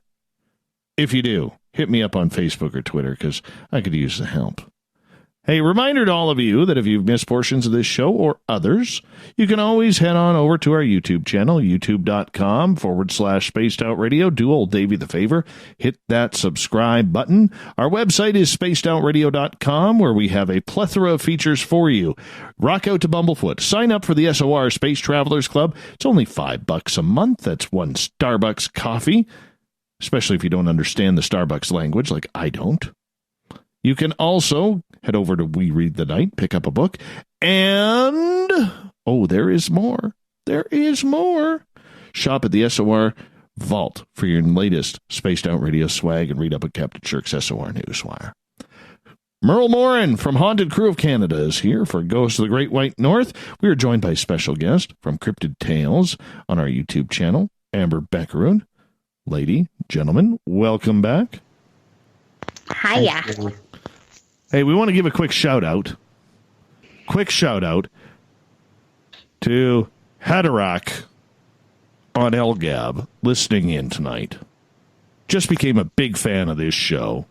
Gave you one praise for that, Haderach. Thank you so much for tuning us in and finding us and enjoying what we are doing. We really appreciate it. I know some of you are shocked. We actually have a show on, and we have guests as well. Hard to believe, but it's true. How do we keep the lights on around here? That's what I want to know. All right, we're talking hauntings all night long here with Merle and Amber. Merle, got a question for you, if you don't mind. Sure. Right before the break, we started talking a little bit about haunted objects. All right? The fad, the trend, everything that goes along with them. Do you think it's healthy for somebody to collect these? Never mind if you have a museum like Zach Bagans or a good friend of this show, Ross Allison, down at Spooked in Seattle. All right, but do you think this is something that is healthy for people to have in their home, haunted objects? I tried the haunted object thing, and I scared myself out of it. So for me, it wasn't, but for people, if they protect themselves or they have a clue of what they're getting into and they're collecting it for actual knowledge and education to people that are curious about it, or collect it so it's off the street, so to speak, yeah, I do support that. Like, I've been to Ross's museum, and it's amazing. And every object in there, it's got so much history. He's also preserved, like, in those holding haunted objects, you're also preserving some sort of history. We're not talking about an eBay object. We're talking about bigger objects from investigations or things donated from people. So do you have any right now? I have a military book I have two. a military book from the Germans from 1943, which gives me the creeps, and it was game used, so to speak. And I also have... You saw my ghost portal I brought up, correct? Yes. Yeah, so I have me and the German made a portal out of a spirit box, speaker, and a couple pedals for when we do our investigations. But the case that the portal is encased in is from the early 1900s. It was an old sewing machine that's made out of, I think, alligator skin. And, man, I can't keep that in my room. I don't know what's wrong with it. And it's kind of got weird energy to it. I think you made a comment about it when we were up at your house that it kind of gave you the creeps, too, when you carried it in. So, no, 3, actually. And I have a Lee Enfield British 303 rifle that was used in World War II. 14 notches on it. You saw it. 14 notches on it. I've had that saged by 2 different people. And what I had to keep it out of... I have a gun safe in my walk-in closet in my room. But I couldn't keep that gun in my room because I kept having nightmares. It was weird. There's weird vibes from it. Tell us about these nightmares about this gun. The nightmares were just basically vivid, but they were being shot with a gun, like in wartime, not like modern time. Using the gun, like seeing down the barrel when you're in war, things like that. And just the energy on it was negative because it has probably taken a few lives since it was used, to be honest. But I took the advice from one of the psychics I know close to me, and she said, make it your own. Put your own energy into it and cleanse it like that. Sage isn't going to work. Salt isn't going to work. Make it your own. So I went and bought a couple boxes of bullets, and I took it to the range, and I just kept pumping bullets in it one after the other, and basically flushed out the energy. And now it's probably the funnest gun to shoot. You liked it. I did like it. I couldn't believe, A, how light it was for a World War II rifle. I expected it to be very heavy. Mm-hmm. And number 2, how accurate it was. Scary accurate. It was fun. Scary accurate. Yeah, totally. But the energy's still there, Merle. I felt it. Just letting you know. Oh, it is there. 100%. It's just controlled. Oh, yeah. It's controlled merling. That's what we call merling in the paranormal biz right there. Amber, do you have anything that's haunted in your house besides yourself? I think we were actually talking about this yesterday, of all days. We have 2 books for sure. One of them is a Latin grammar book from the early 1900s, I think, maybe late 18. And that was the one, I think, on the last Ghosts of the Great White North that I was on. I had talked about that I was live tweeting the cleansing at like 3 a.m. because we were seeing a shadow person attached to it. Since all of that cleansing happened, we have not had issues with the book at all, aside from seeing a little white orb around it. And then the other one we actually just purchased before we left the Yukon. There's a great little secondhand bookstore there, and for some reason it had the best collection of religious books and spirituality books and that kind of thing. And it's a talisman and symbols book, and it's panic inducing. Like, just picking it up will cause you to have a panic attack, and it has the most rotten smell I think I've ever smelled from a book ever. And we've tried saging it. We've tried cleansing it in every possible way, and it still just holds on to whatever that energy was. And we have no idea where this book came from. What library it came from, what the person who had it beforehand did with it, anything like that. But it's definitely got some bad juju attached to it, for sure. I don't have anything that I would consider haunted in my house. But I will say this. My nephew, who passed last year, my sister gave me one of his hoodies. And this hoodie was absolutely rat-bagged. It's got holes in it. It's got, this is a hoodie that he had while he was at the worst lows of his life and was living on the streets. Merle actually was here that night when found out about that. That was kind of harsh. He had to do Ghosts of the Great White North pretty much on his own, which was kind of cool watching him do that in studio and freeze up. That was kind of cool, Merle. Very cool. But nonetheless, you did well. Anyways, this hoodie does not let me get cold. And there is holes in it. It is beat up. I wear it just because I like to have just something to wear, like if I'm out getting firewood or playing with the dogs or running around outside doing the lawn or something like that, and it's got some chill out there. This hoodie does not allow me to get cold.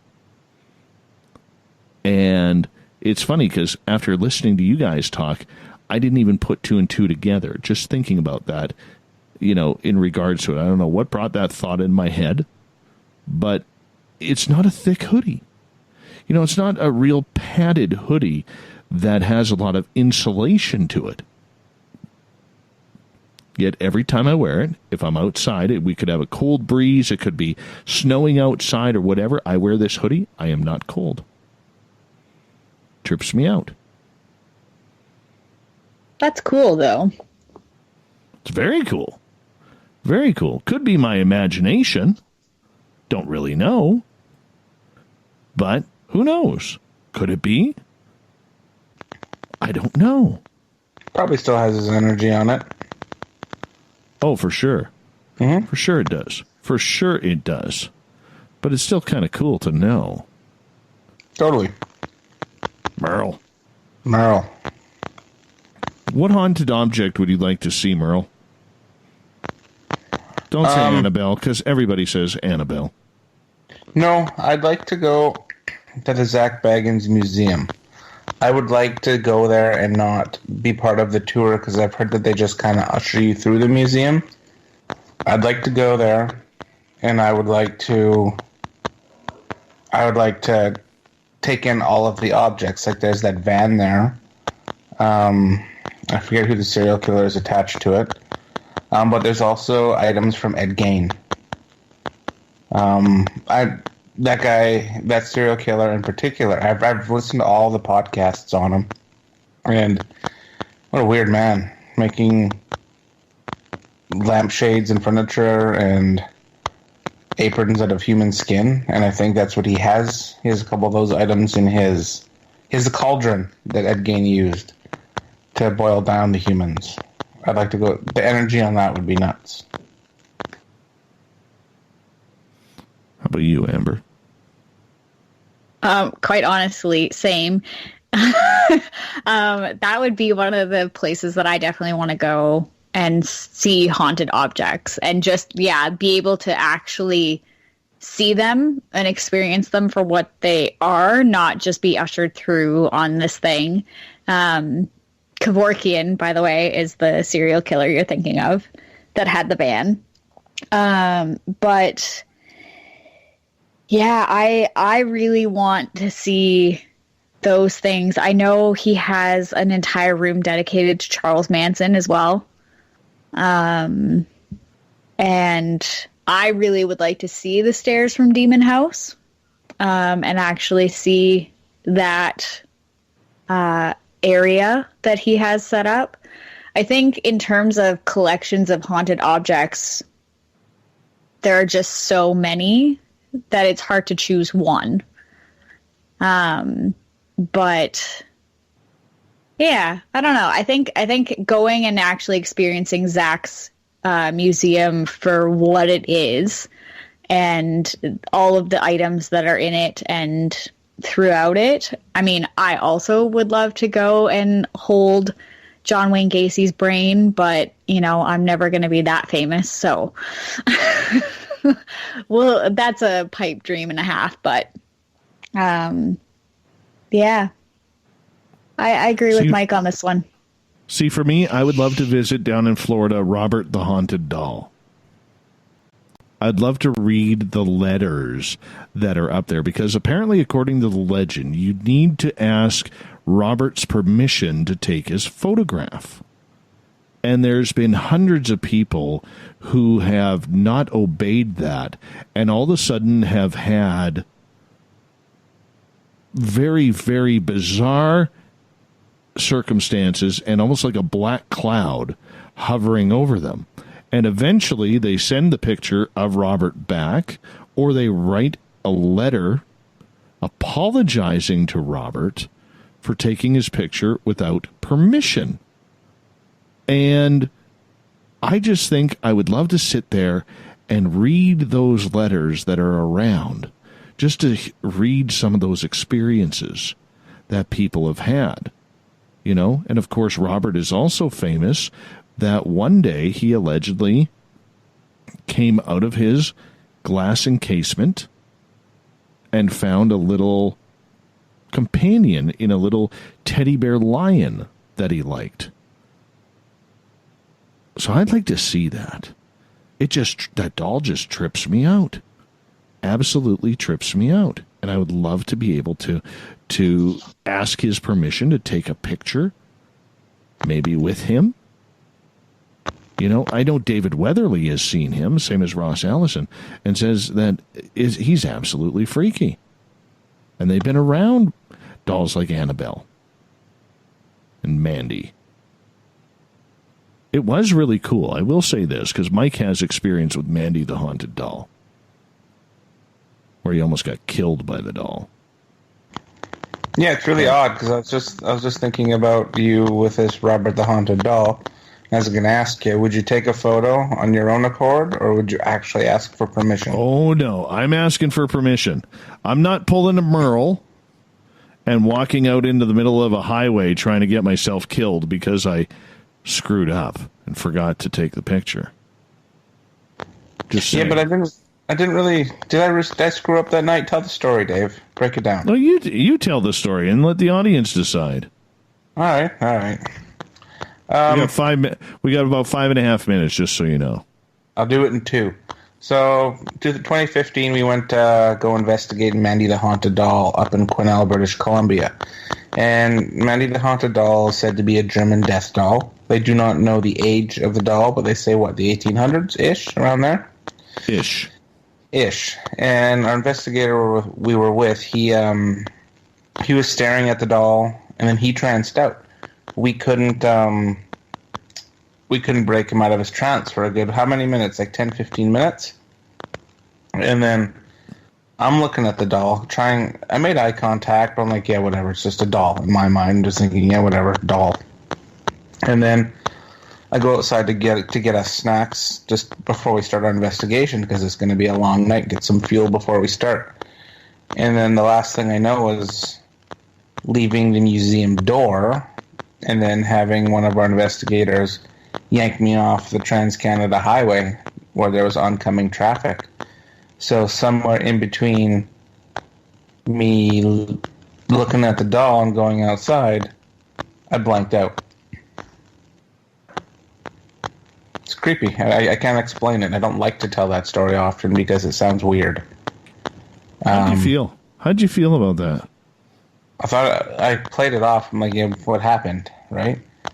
And how do I feel talking about it? I feel kind of silly talking about it just because it's so extreme. People are like, a lot of times when I tell that story in person or when we're at our Paracons, they're like, yeah, whatever. But it did happen, and I did challenge the doll. And when you challenge spirits or more negative things in the form of trying to get answers, you sometimes have things like that happen to you. Curiosity kills the cat. I say that all the time on investigations, and I'm usually the cat. What's your thoughts on that, Amber? Old Merle getting attacked by the doll. Well, I mean, we talked about this last time, too, because I've had experiences with Mandy as well, and I still have no explanation for that. Like, that story still baffles me, and I'm still very terrified for you. Yeah, I don't know. It just doesn't make sense. And there's definitely something about her that just doesn't make sense. I don't know. I don't know how to feel about that story. It still gives me the creeps, and it's been, 2 months since I've heard it the last time, so... But the thing is we were at Mandy the Doll in April, and I stared at it, looked at it, talked to it. Nothing. Didn't feel a thing. And that was this past April 2019. Really? And yeah, it was. But that goes with what we were talking about earlier. The company you're with may muffle or dampen the energy of the surroundings of your investigations or reactions to anything, right? But it's literally just Merle, did you feel possessed? Did you feel possessed when that was going on?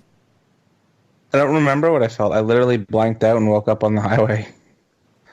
I think that was the doll trying to make an example of me kind of not taking it as serious as I should have.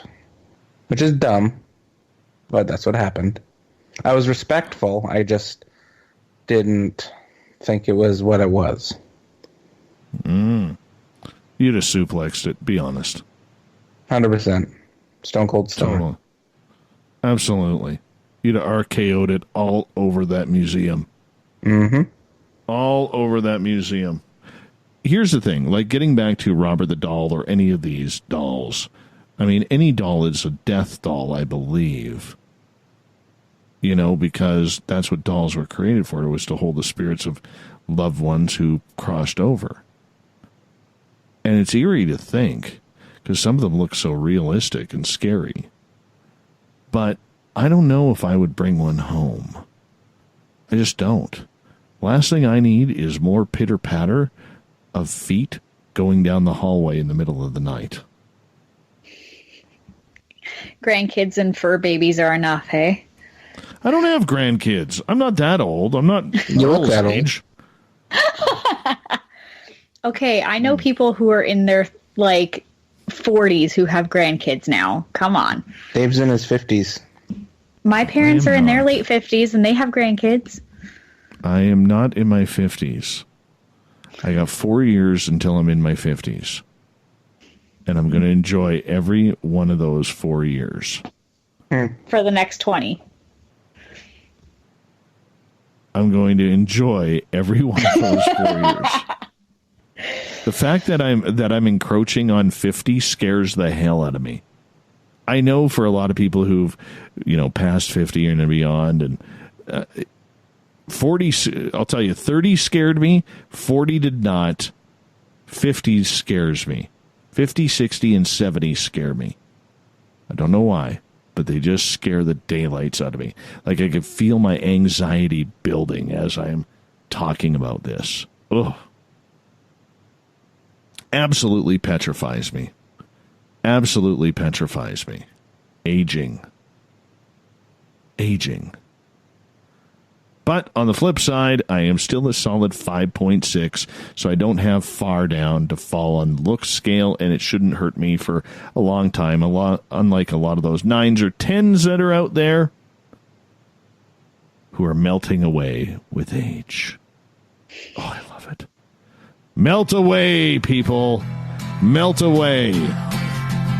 Merle and Amber, we got them for another half hour on Ghosts of the Great White North. Then we got the Thought of the Dave and the SOR Newswire to round out hour number 3. Stay tuned. More Spaced Out Radio coming up.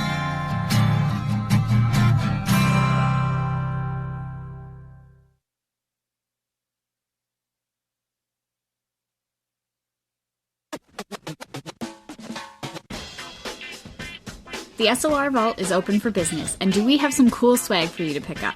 All you have to do is head over to our website and click on the SOR Vault.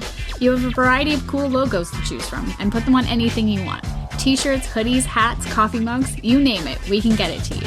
So do your shopping by supporting the store you love. Get your Spaced Out Radio swag at the SOR Vault today.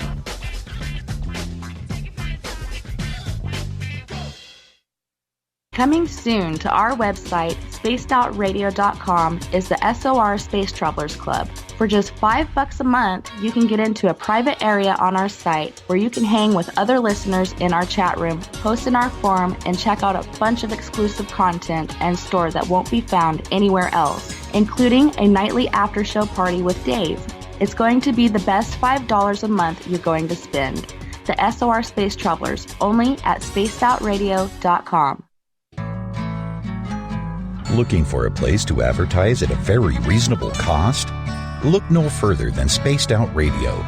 SpacedOutRadio.com has an advertising tab that you can click to check out our daily, weekly, and monthly packages to play on the radio, or our website including social media. From commercial spots to banners, we have it all. Check out our competitive pricing today.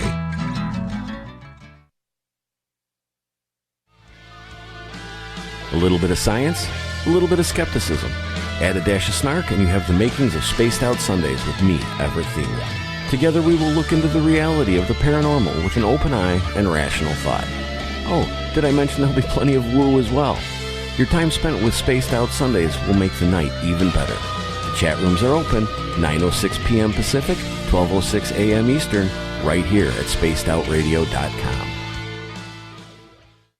Hey, space travelers, this is John Resig, founder of the CHIVE and CHIVE Charities. If you know anything about our website, you know we like to do things a little differently. We're not some faceless organization collecting money for a nebulous cause. Our donor dollars go directly toward life-improving items. Then we give those items directly to an underdog who needs it most. To become a donor with Spaced Out Radio's official charity, CHIVE Charities, just go to chivecharities.org/donate.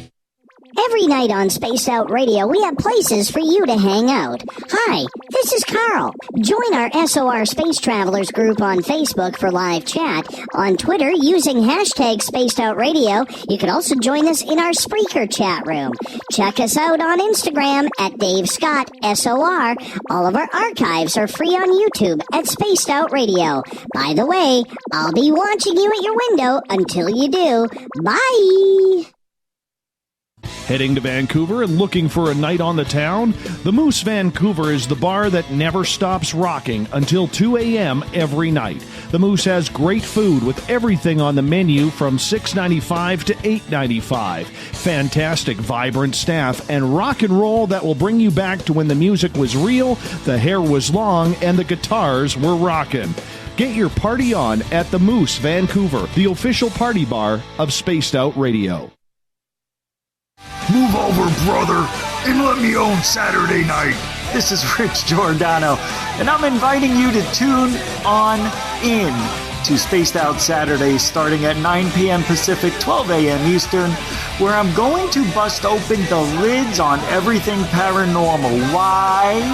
Because we want answers, and I'm the guy who's going to deliver those answers to you. Join the chat rooms, and we'll see you this Saturday. Just be there. No, really. We're adding to the entertainment online for Spaced Out Radio. I'm Amber Bekkerud, and I want to invite you to subscribe to our YouTube channel and check out Cryptid Tales, where I will take you on a journey into some of the strangest legends and lore from around the world, relaying the stories to you of the strange creatures and experiences that people have had throughout time. You can find Cryptid Tales at youtube.com/Spaced Out Radio. And while you're there, don't forget to check out our free archives and leave a comment. See you there. At spacedoutradio.com, we have a little bit of everything for you to stay up late. So while you're there, check out our SOR Newswire, where our team brings you stories of the weird and strange to the WTF from around the globe. News on Bigfoot, UFOs, paranormal, Darwinian-type crime tales. It's the stories that the mainstream media usually won't touch. Well, we got them all on the SOR Newswire, only at spacedoutradio.com. A timepiece is a reflection of who you are, and what better way to show off the real you than with an Escape watch? Escape is a lifestyle brand accessorizing your days and nights. Choose to escape and create the life of discovery that you deserve. Dream, play, unite with your own personalized Escape watch. head to escapewatches.com. There is no time like the present to enjoy your escape. Use promo code SMF2017 for your 20% discount today. We all know on Spaced Out Radio we love a good beard and mustache, so why not take care of your facial hair with Mighty Moose Beard Oil? Made in Canada, we're taking care of beards and stashes around the world. We use 100% natural ingredients with our oils and balms to make your whiskers feel silky smooth. Use promo code SOR2019 at MightyMooseBeard.com today.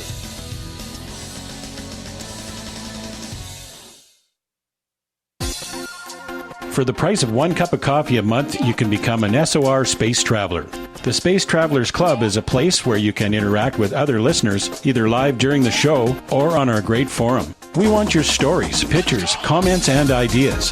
You'll get live video streams, exclusive content, and be a part of our newsletter. Stay in touch with everything SOR.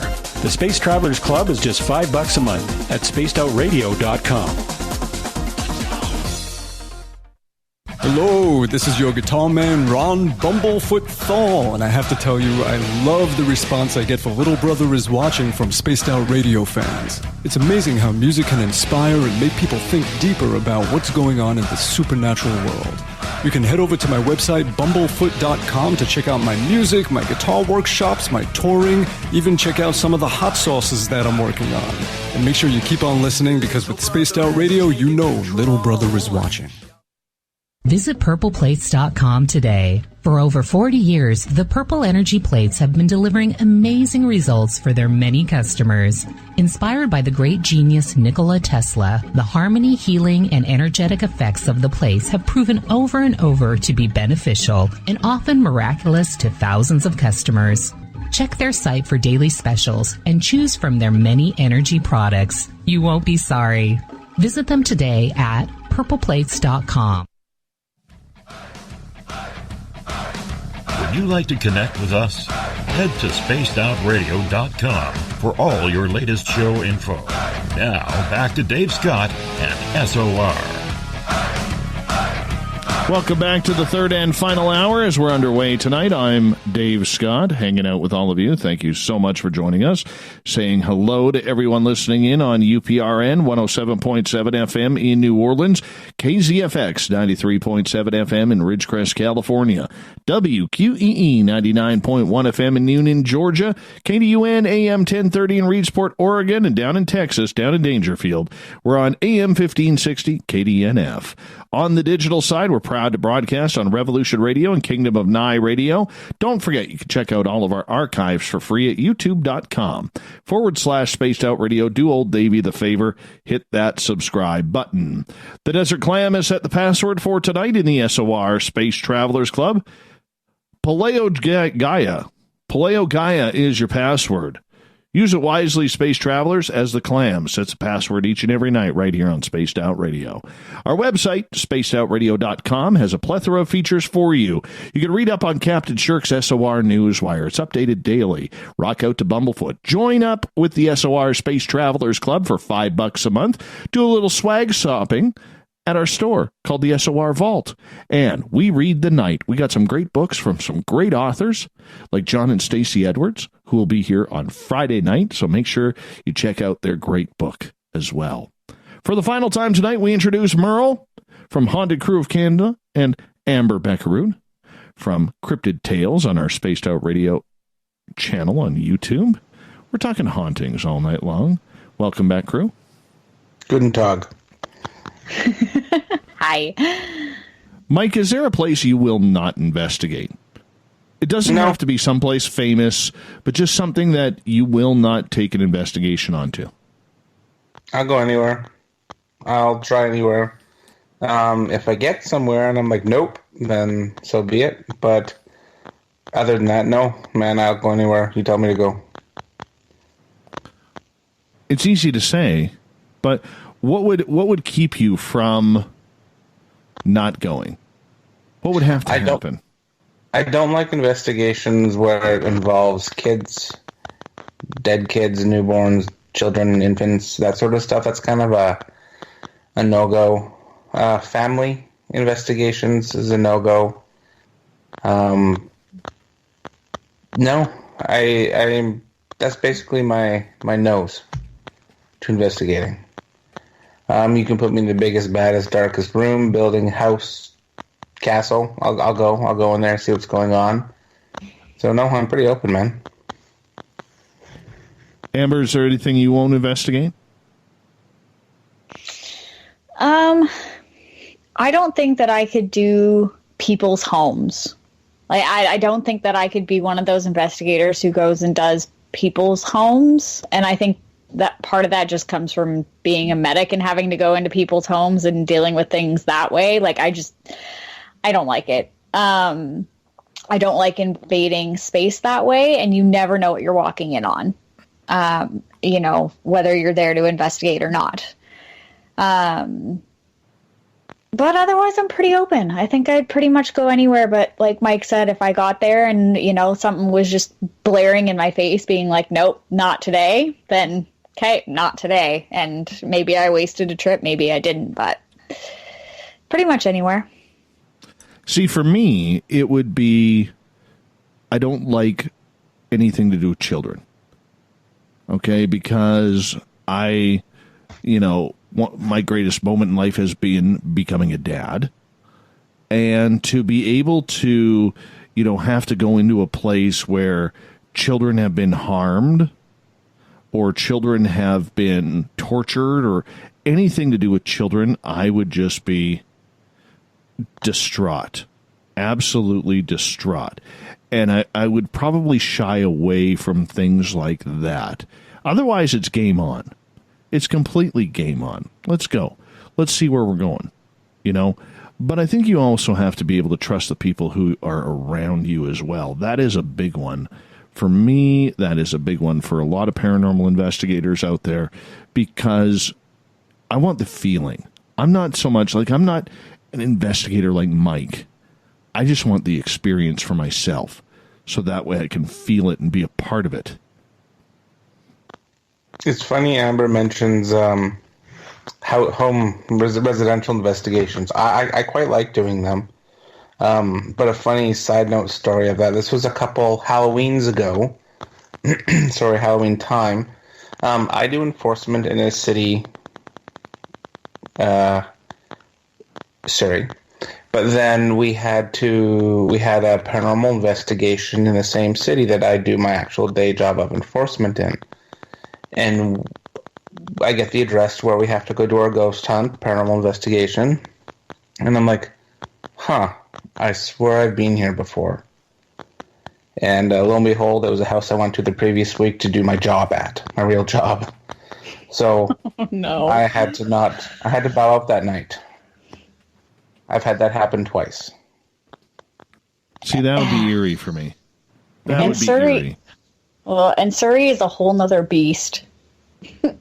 Good time. Wild West. Yeah.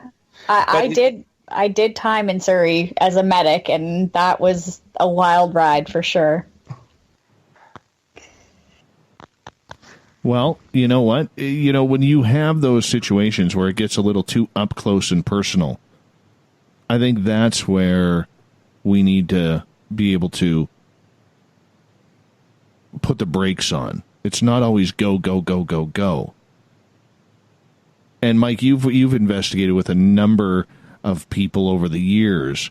What are some techniques, Mike, that are no-nos while you're on the job and for most paranormal people? So if somebody's out there looking around thinking, I want to get into this, I want to see what it's all about, what shouldn't they do? They shouldn't invade people's personal space. I'll use residential houses as an example. This is a big no-no, and I've corrected people doing it. You can ask people if they're on medications. You can ask people what they do, if they smoke weed, if they smoke cigarettes, just to try and paint a picture of if there's any sorts of stimulants, right? Don't go in their cabinets touching pill bottles, seeing what they're on and Googling what it is. Like, things like that's a no-no.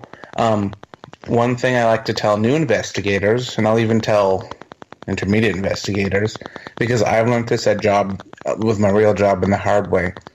Whenever you go into an investigation, assume you're being recorded via audio or video somewhere.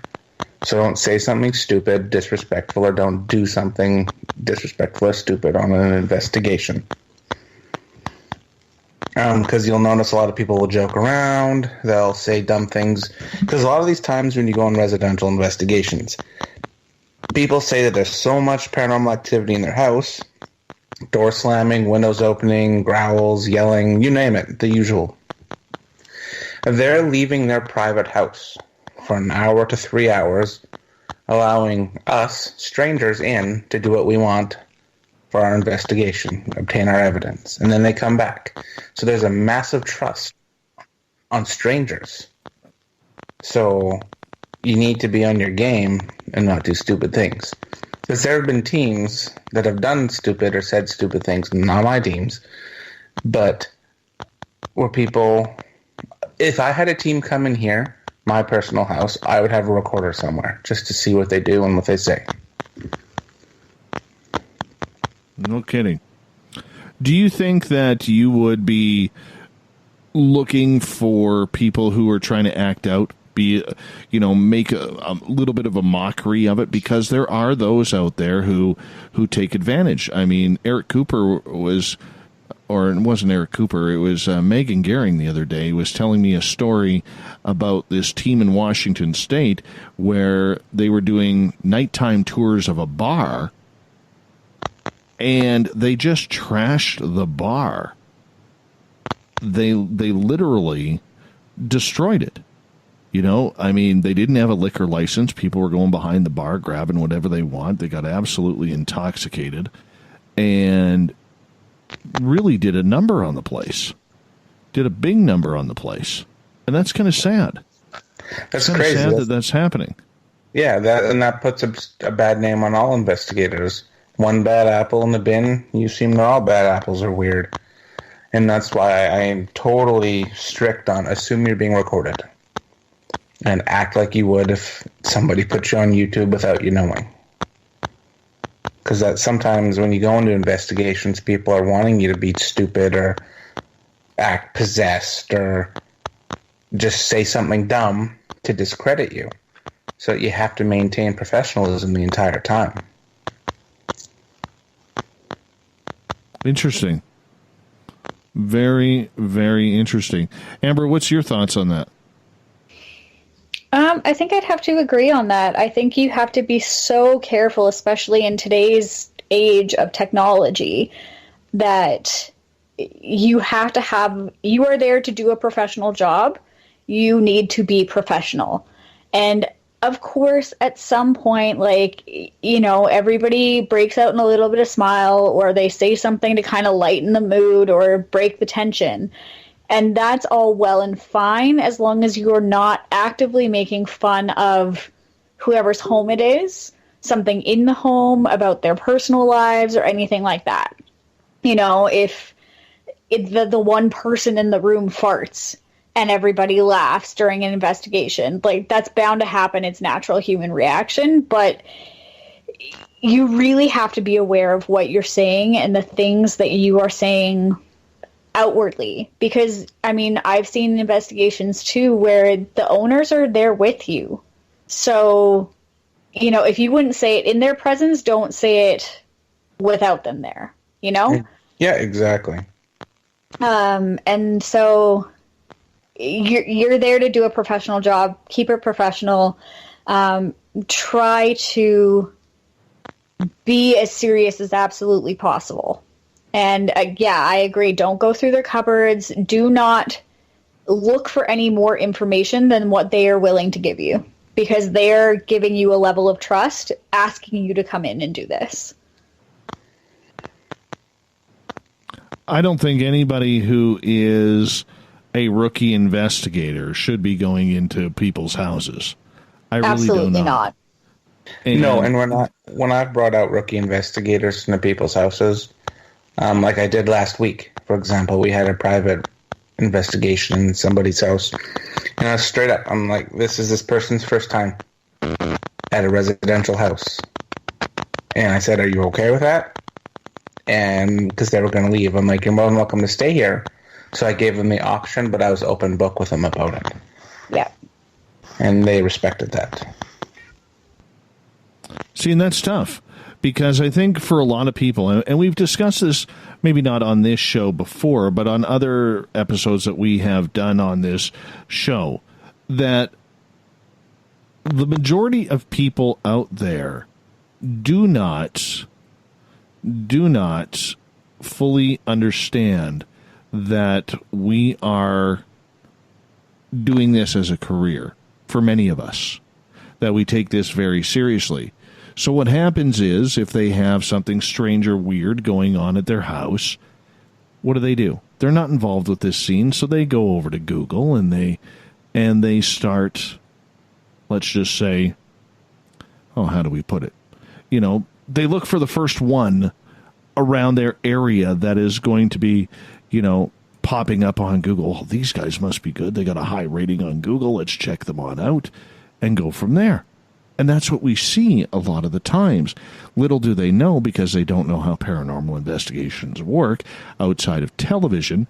They really don't know what the group is like, what the people are like. Are they crooks? Are they robbers? Are they mentally insane? Are they people who are fakers and just want to try and, steal money an easy way by taking advantage of people? And we see that all the time. We do. Mm-hmm. And unfortunately, there is no real, how can we put it, rating system for paranormal teams, and I doubt there ever will be, knowing how this field is. But I mean, how do you talk to people, Mike? Like, there's a lot of different teams out there that are doing what you are doing. Yeah, that's like, do you mean, I don't understand what you mean, talk to who? The other teams?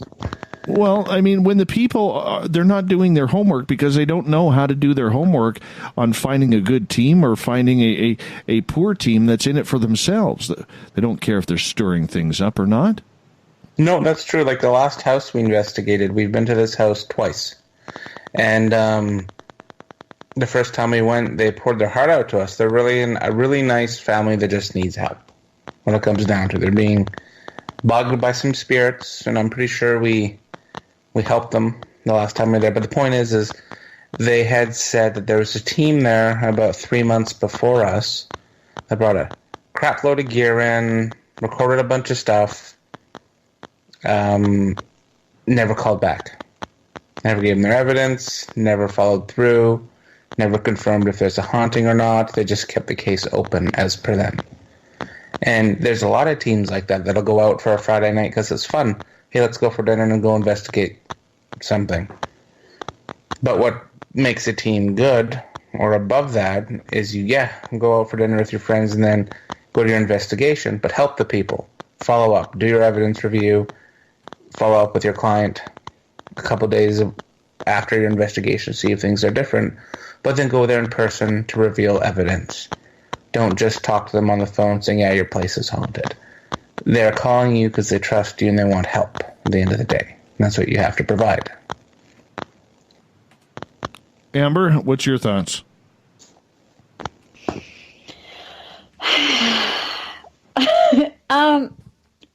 Yeah, I think it's hard to determine who is worth it and who isn't.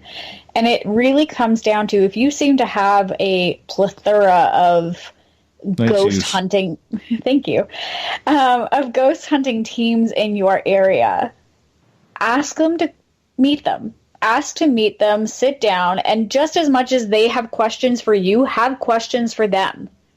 Ask them questions about what their process is. Ask them questions about what their intentions are when they're coming into your home. Because if it's a group who's literally just looking for a good time and they just want to investigate a haunting and then, never show you their evidence, you don't want them in your house. If you are legitimately looking for somebody to help you figure out what is going on, you want to know that you have covered your bases, saying, this is what I want from you, this is what I expect, if you come to me after you've done everything that I have asked for you and you say there is no evidence, like I didn't catch anything, fine, you've done your job. But be critical, because there are teams out there who are literally just doing this for fun, and they're not taking it seriously the way that some other teams are, and those are the teams that deserve the recognition. And it is hard.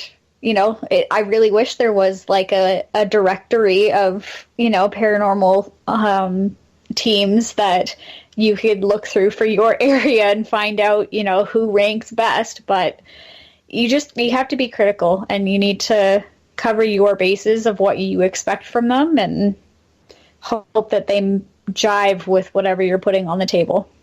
Paranormal Yelp review. Yeah. A paranormal Yelp review.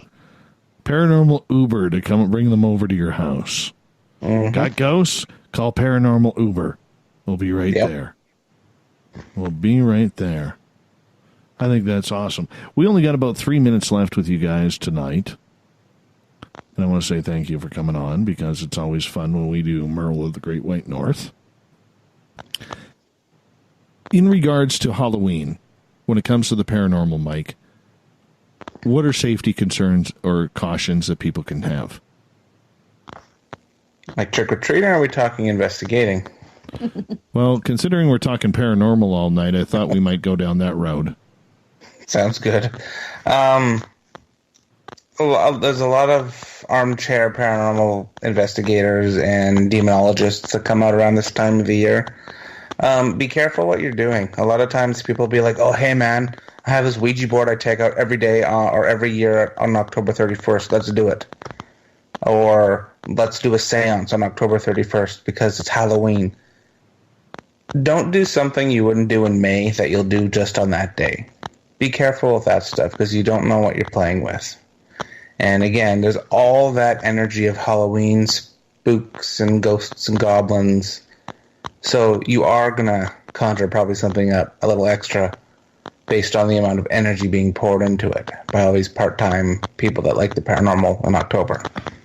Just be careful with that stuff. It can be dangerous. Amber, we got about 90 seconds. Your thoughts on paranormal safety come Halloween? Carry crystals. Make sure you have some protection on you, and be careful who you associate with, and make sure that if you're going to go out and do something, do it with people who you trust, and not, the guy who just got out of his chair for the one day of the year that he thinks is exciting to do so. Well, that's good advice. Sage advice, as many may say. Sage advice, pun intended. Pun intended.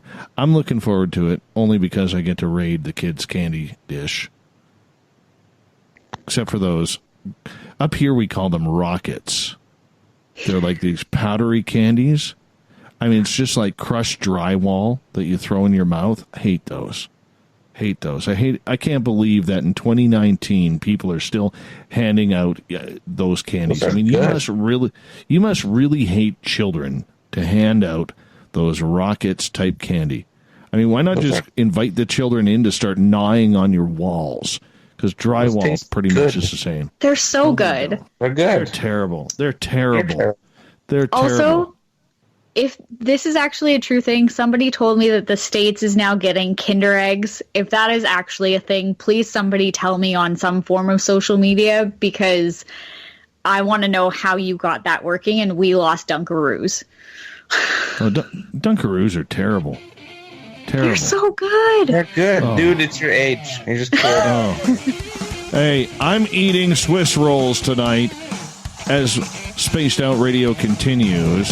We're going to say goodnight to Merle and Amber. Coming up next, we have the SOR Newswire and the Thought of the Dave. Stay tuned.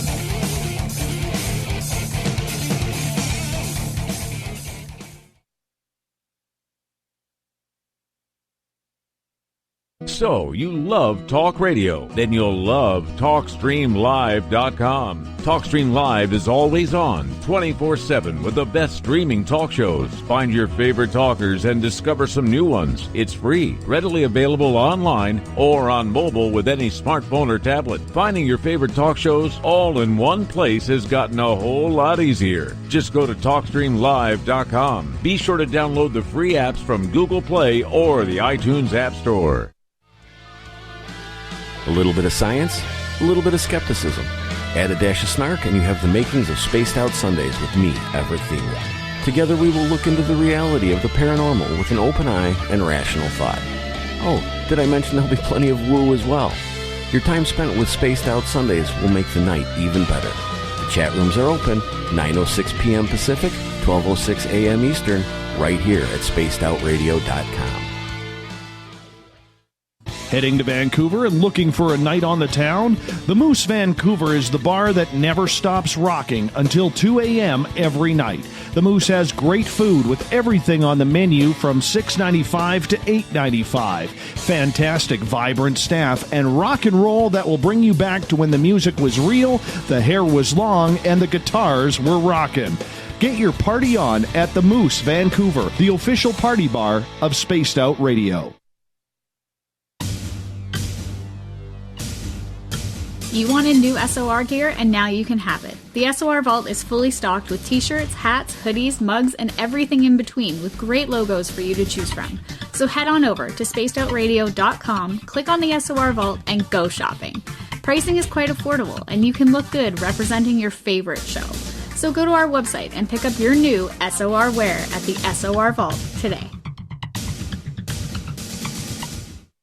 Hello, this is your guitar man, Ron Bumblefoot Thal, and I have to tell you, I love the response I get for Little Brother is Watching from Spaced Out Radio fans. It's amazing how music can inspire and make people think deeper about what's going on in the supernatural world.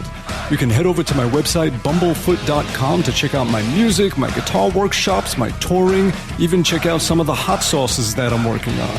And make sure you keep on listening, because with Spaced Out Radio, you know Little Brother is watching. We all know on Spaced Out Radio we love a good beard and mustache, so why not take care of your facial hair with Mighty Moose Beard Oil? Made in Canada, we're taking care of beards and stashes around the world. We use 100% natural ingredients with our oils and balms to make your whiskers feel silky smooth. Use promo code SOR2019 at MightyMooseBeard.com today.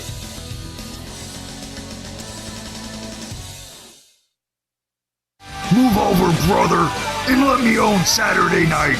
This is Rich Giordano, and I'm inviting you to tune on in to Spaced Out Saturdays starting at 9 p.m. Pacific, 12 a.m. Eastern, where I'm going to bust open the lids on everything paranormal. Why? Because we want answers, and I'm the guy who's going to deliver those answers to you. Join the chat rooms, and we'll see you this Saturday. Just be there. No, really. We're adding to the entertainment online for Spaced Out Radio. I'm Amber Bekkerud, and I want to invite you to subscribe to our YouTube channel and check out Cryptid Tales, where I will take you on a journey into some of the strangest legends and lore from around the world, relaying the stories to you of the strange creatures and experiences that people have had throughout time. You can find Cryptid Tales at youtube.com/Spaced Out Radio, and while you're there, don't forget to check out our free archives and leave a comment. See you there. Hey, Spaced Out Radio fans! It's John Resig, founder of the CHIVE and CHIVE Charities. Our goal is to make the life of veterans, first responders, and those with rare medical conditions 10% happier. We do this by donating one grant item, ranging from dance to therapy programs to prosthetic limbs, to those who need it most. To contribute to Spaced Out Radio's official charity, head over to chivecharities.org and become a donor today. Every night on Spaced Out Radio, we have places for you to hang out. Hi, this is Carl. Join our SOR Space Travelers group on Facebook for live chat. On Twitter, using hashtag Spaced Out Radio. You can also join us in our Spreaker chat room. Check us out on Instagram at Dave Scott SOR.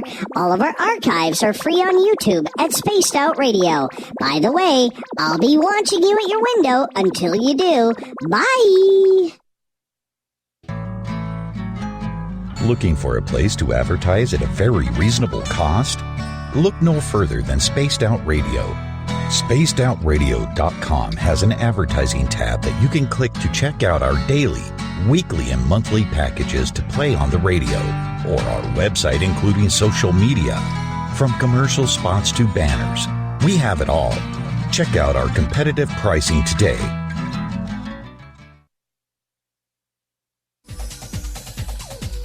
Hey everybody, the SOR Space Travelers is open. For just $5 a month, you can hang out with Dave and our crew privately in our members-only section. With your signing, you'll receive newsletters on what's going on with Spaced Out Radio. You'll have direct contact with the host during the show in our chat, live streaming videos, and a great forum for your posts and more.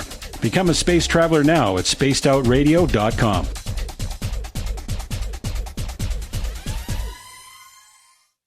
At spacedoutradio.com, we have a little bit of everything for you to stay up late. So while you're there, check out our SOR Newswire, where our team brings you stories of the weird and strange to the WTF from around the globe. News on Bigfoot, UFOs, paranormal, Darwinian-type crime tales. It's the stories that the mainstream media usually won't touch. Well, we got them all on the SOR Newswire, only at spacedoutradio.com.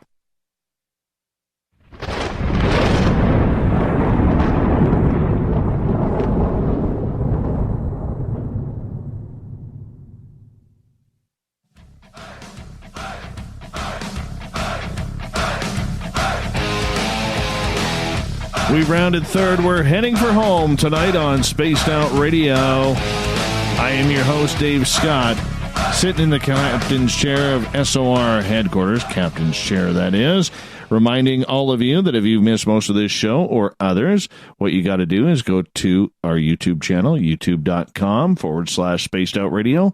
Do me the favor, hit that subscribe button. Our website, spacedoutradio.com, where we have a plethora of features for you, like rocking out to Bumblefoot. You can join up on the SOR Space Travelers Club on our website, $5 a month. Read up on We Read the Night, including books by Varla Ventura and John and Stacey Edwards. And, of course, catch up on Captain Shirk's SOR Newswire. Speaking of the news, let's get to it, shall we? There it is. A little bit of theme music. Every time she hears this, Captain Shirk is playing air guitar.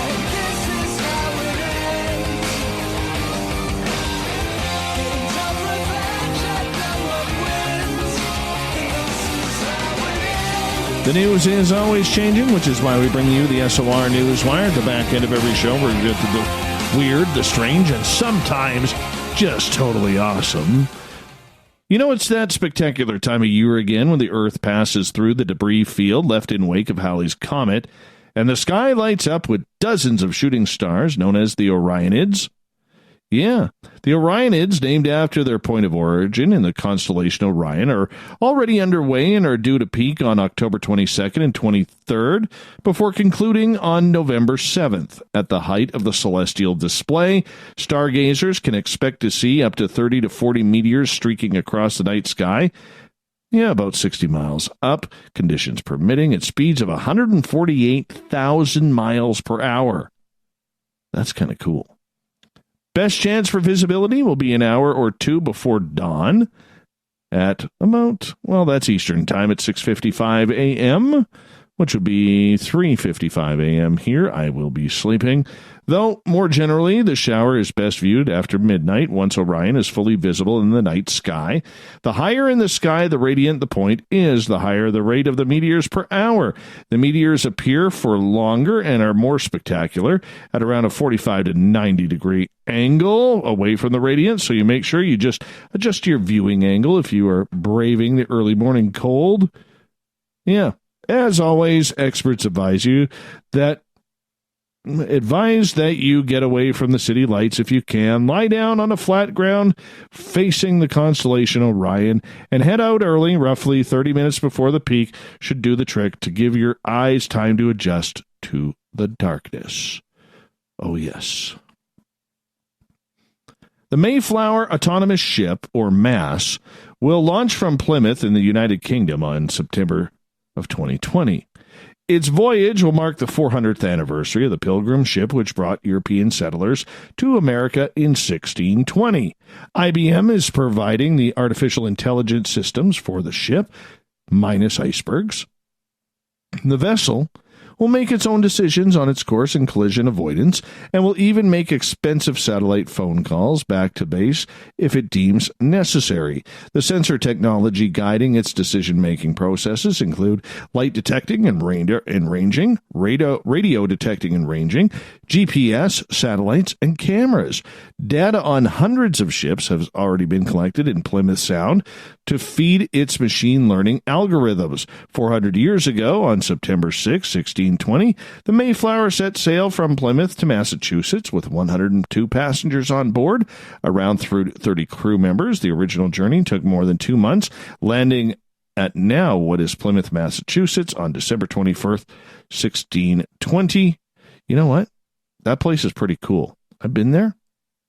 It's pretty darn cool feeling the energy there. That's all I'm going to say. Get a chance, especially if you're in the States, head over there. It's fantastic. A woman who went missing for 3 days in the Australian bush was found yesterday after her SOS message was spotted by someone watching the feed from a remote security camera. Deborah Pilgrim from Adelaide was last seen Sunday in the mountains 50 miles outside of Adelaide, where she had been at a camping party with friends. She told people and the police that she went for an early morning walk and got lost. Despite a helicopter, drones, specialist tactical teams, and volunteers joining the search, officials worried they would not find Pilgrim in the heavily scrubland populated by venomous snakes. She was only saved after she came across an empty rural vacation home and wrote SOS in the driveway. According to South Australia Police, that message was spotted by the property's owner 45 miles away, who had been intermittently checking the feed from the home's private digital security camera, then contacted police.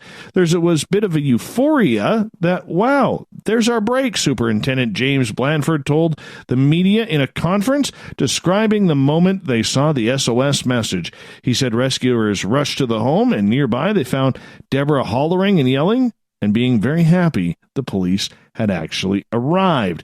He said that Pilgrim was slightly dehydrated but otherwise in good health. They went on to say, "We held great fears for her safety. That area is quite harsh. There's some heavy scrub, and it's very easy to lose your footing," Blanford said. With venomous reptiles around the area, if she had been snake-struck, she would have been in all sorts of grief. He added she's home, safe and sound, and has an adventure to talk about. While much of the world was sleeping soundly and the remainder were going about their daily lives, an asteroid roughly half the size of the Statue of Liberty shot past Earth at 22,000 miles per hour. Asteroid 2019 SR8, if it was a Chrysler product, it'd be an SRT8, is considered a near-Earth object, or a NEO, by NASA, and whizzed past us at a distance of over 3 million miles. Yeah, just near, man, oh man, almost right there, almost got us. Well, SRT8, or SR8, measures between 65 and 144 feet in diameter. For comparisons, Rome's Colosseum is 155 feet tall, and the Leaning Tower of Pisa measures at some 183 feet. Yeah, this was a big rock, man. This could have done some damage. Flyby fun doesn't stop, though. On Friday, 5 asteroids will make a close Earth approach, the largest of which rivals London's Big Ben at 320 feet in diameter. While the vast majority of NEOs pose little to no threat to Earth, our planet has suffered greatly from asteroid impacts in the past. So what exactly is a threat posed by different-sized asteroids? Well, size matters. A house-sized meteorite exploding in the Earth's atmosphere could produce a force greater than that of a nuclear bomb dropped on Hiroshima in 1945. A space rock with a diameter of roughly the same height as a 22-story building would level an area on Earth the size of central Paris. Half a mile wide is where asteroids start having truly global consequences. One such space rock would destroy an area the size of the U.S. state of Virginia, triggering massive earthquakes felt around thousands of miles away, while simultaneously throwing up a dust cloud that would block out the sun. Beyond this size, we have the asteroid that is believed to have wiped out the dinosaurs. This category is populated by London-sized asteroids that would trigger extinction-level events and even hit hard enough to slow down the Earth's rotation and make the day last almost half a second longer. Oh. You know what we could do with that half a second? Good news here. A jury in Wisconsin has awarded $450,000 to the father of a boy killed in the 2012 Sandy Hook school shooting after he filed a defamation lawsuit against conspiracy theorist writers who claim the massacre never happened. A Dane County jury decided the amount James Fetzer, former guest on this show, must pay Leonard Posner, whose 6-year-old son Noah was among the 26 victims at the elementary school, who died on December 14th, 2012. Fetzer, a retired University of Minnesota Duluth professor now living in Wisconsin, and Mike Palachuk co-wrote a book, Nobody Died at Sandy Hook, in which they claim that Sandy Hook shooting never took place, but instead was an event staged by the federal government as part of an Obama administration effort to enact tighter gun restrictions. A judge earlier ruled that Posner was defamed by statements in the book that claimed he fabricated copies of his son's death certificate. Fetzer called the damages amount absurd, said he would appeal. Palachuk reached a settlement with Posner last month, terms of which were not disclosed. Posner has been pushing back for years against hoaxers who have harassed him, subjected him to death threats, and claimed that he was an actor and his son never existed. He has spent years getting Facebook and others to remove conspiracy videos and set up a website to debunk conspiracy theories. Others who lost relatives in the Newtown shooting have joined the fight lately after quietly enduring harassment and ridiculous assertions for years. Their efforts have turned the tables on the hoaxers. A defamation case by Sandy Hook parents against Alex Jones, host of the conspiracy-driven InfoWars website, is still pending. A python that went missing early in the summer of Toronto, setting off a months-long search that involved a case of serpentine mistaken identity, has been found hiding in the owner's basement. Samantha Sanella said Monty, the ball python that escaped from his terrarium June 13th, was found in a cupboard in the family's basement where he'd apparently been hiding the whole time. He was just found in a nice dark spot and was just hanging out there, she said. We almost given up on him. Monty's disappearance took on extra drama in July when a python that was initially thought to be the missing snake was found poking out of a sewer grate. Toronto Animal Control brought the snake to the family, and Sanella said her son noticed after a few days that the python was too large and had the wrong markings to be Monty. The second python, dubbed Sneaky Pete, is now living in an animal sanctuary, and Monty is back in his tank. I'm very happy to know it's not on the loose in the house somewhere, Santella said. All right, well, isn't that nice? Isn't that nice? Couple more here for you. A heavily scarred 1,164-pound great white shark captured in the North Atlantic has researchers pondering a chilling question. What would bite the head of a 12-foot, 9-inch apex predator? Their best guess? Even bigger shark, a much bigger shark.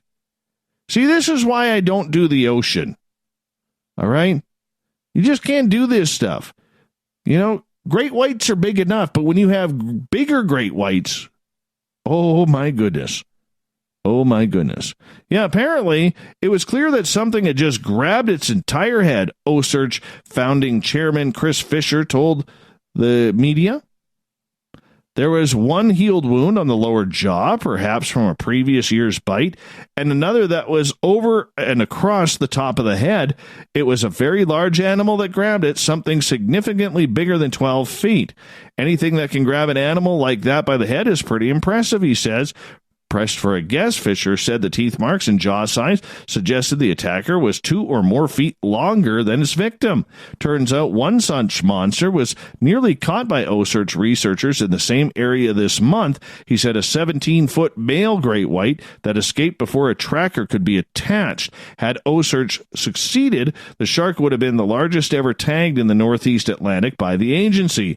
OSEARCH, a non-profit, has tagged more than 400 sharks in the past 12 years, resulting data that shows sharks use the East Coast as a highway from Nova Scotia, not going there now, to the Caribbean and Gulf of Mexico. As for the heavily scarred shark, it was caught October 4th during an expedition to tag white sharks off of Nova Scotia, still not going there, for satellite tracking. Its name, Vimy, and tracking shows it's still traveled more than 600 miles to get to the coast off of Maryland. That's a big shark. Big shark. I don't get this, okay? Yeah, it's a beautiful animal and everything like that, but gee whiskers. Big shark. Not going in. All right. This couple is living the dream. A husband and wife decided to enter into a 3-way relationship after they both fell in love with a woman at their gym. And although both female partners tower over the shorter man, they all agree that great things come in small packages. Engineering expediter and CrossFit gym owner Mary Barrias from Kennewick, Washington, met her business partner husband and entrepreneur Leo when she was 13 years old at high school. The pair started dating and got married when Mary turned 17. In 2015, Mary and Leo met estimator Kimberly Slagle through their gym, and the three soon became good friends. As they spent more time together, their friendship blossomed into a romantic attraction, and they formed a throuple, or is that a thruple, in September 2016. Kimberly and her 2 children, Keegan and Kimper, joined the Barrias and their 2 children, Carson and Paige, at their home in June 2017, and they've been living under the same roof ever since. All right. Good family photos. Kind of cute. Yeah. They share their family life on Instagram under the handle at PNW Triad 16. And want to inspire others to be honest with who they are, even if that differs to what's considered normal by society. We have not always been a triad. Kimberly was a friend. Mary and I are married. Kim was a member at a CrossFit gym we owned. Their friendship we all had turned into an attraction, Leo said. Our romantic relationship started in 2016. Sometime that year, we fell in love, probably at different times for different reasons. We decided the three of us just really vibed well. Polyamory, means being open and honest with who we are. We love more than one person and embrace that, even though it is beyond the social norm. Oh, yeah. Nice couple. Or triad. Triad.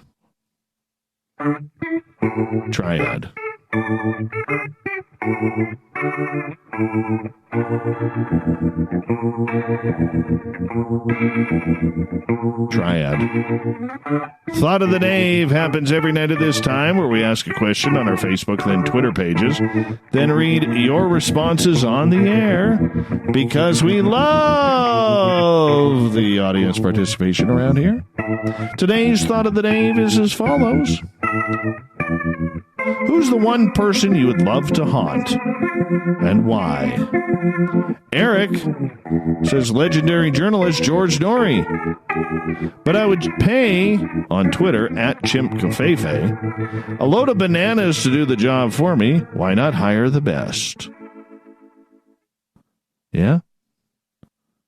Chris Wolford, otherwise known as hashtag Chrisomania. Let me tell you something, brother. He says all his enemies. Yeah, you never, ever mess with the champ. Ever. Chrisomania. Running wild. Let's head over to Facebook. Let's see what's going on here. Let's see. William. Well, Dave, I would name the individual in question But that would give up the game, although I will say the person in question does work for MUFON. Dun, dun, dun. Chris Dodge, lovely, lovely lady. Her husband, Brent's a pretty cool dude, too. Zach Baggins from Ghost Adventures. His reactions when he gets scared are priceless. Gabe. Donald Trump. I want to know what that Cheeto pumpkin is up to. Oh, now you're going to upset the Republicans here. Bobby. Emily Radikowski. Because she's beautiful. All right. Joe and Joe's Maine. I've been haunting Jessica Alba for years. She finally got a photo of me in her full-length mirror, but it hasn't stopped me.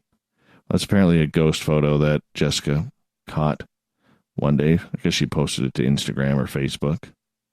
Ryan. Chris Marks from Skinwalker Ranch, but he'd probably just shoot at me again. Oh, nice guy. Tina, my ex-son-in-law.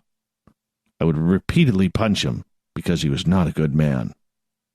Catherine, I would like to haunt the one person who would say it's the greatest, most popular haunting of all time. It's huge. Nothing like it's all ranting. We're just talking about the creepiest, ghostiest haunting of them all. Yeah, our president. Oh, you're so mean. You're so mean. Kevin, Dave, I would like to haunt the ghost of Houdini. If he won't haunt someone so we could get proof of the afterlife, then I would like to haunt his spirit to tick him off, making sure he doesn't rest in peace until we have proof of the afterlife. John, my children, to watch over them. Joanne, one of my ex-husbands, he was a jerk.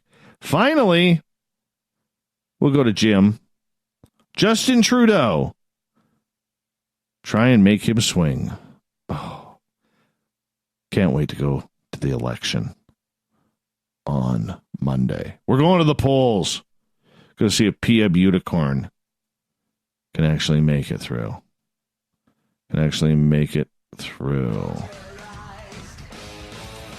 Big thanks to Mike and Amber coming in for Ghost of the Great White North. Merle will be back on Wednesday, November 20th. Thank you to everybody participating in today's Thought of the Day. We'll do it again on Facebook and Twitter tomorrow. And Captain Shirk for getting the great news together once again. We got Mr. Ron Bumblefoot Thal rocking in the background with Little Brother is Watching. Bumblefoot is the official music of Spaced Out Radio, rocking us in and out of every single show. Get your horns up for the guitar god himself. Special thanks to everybody listening in at work, in your cars, at home, in our chat rooms, in the Space Travelers on our website, on Facebook, Spreaker, Rev Radio, and hashtag Spaced Out Radio as well. What a good night. What a great time spending it all with you. Because together, my friends, we're watching. We own the night. Mr. Bumblefoot, we need a favor. We need you to take us home.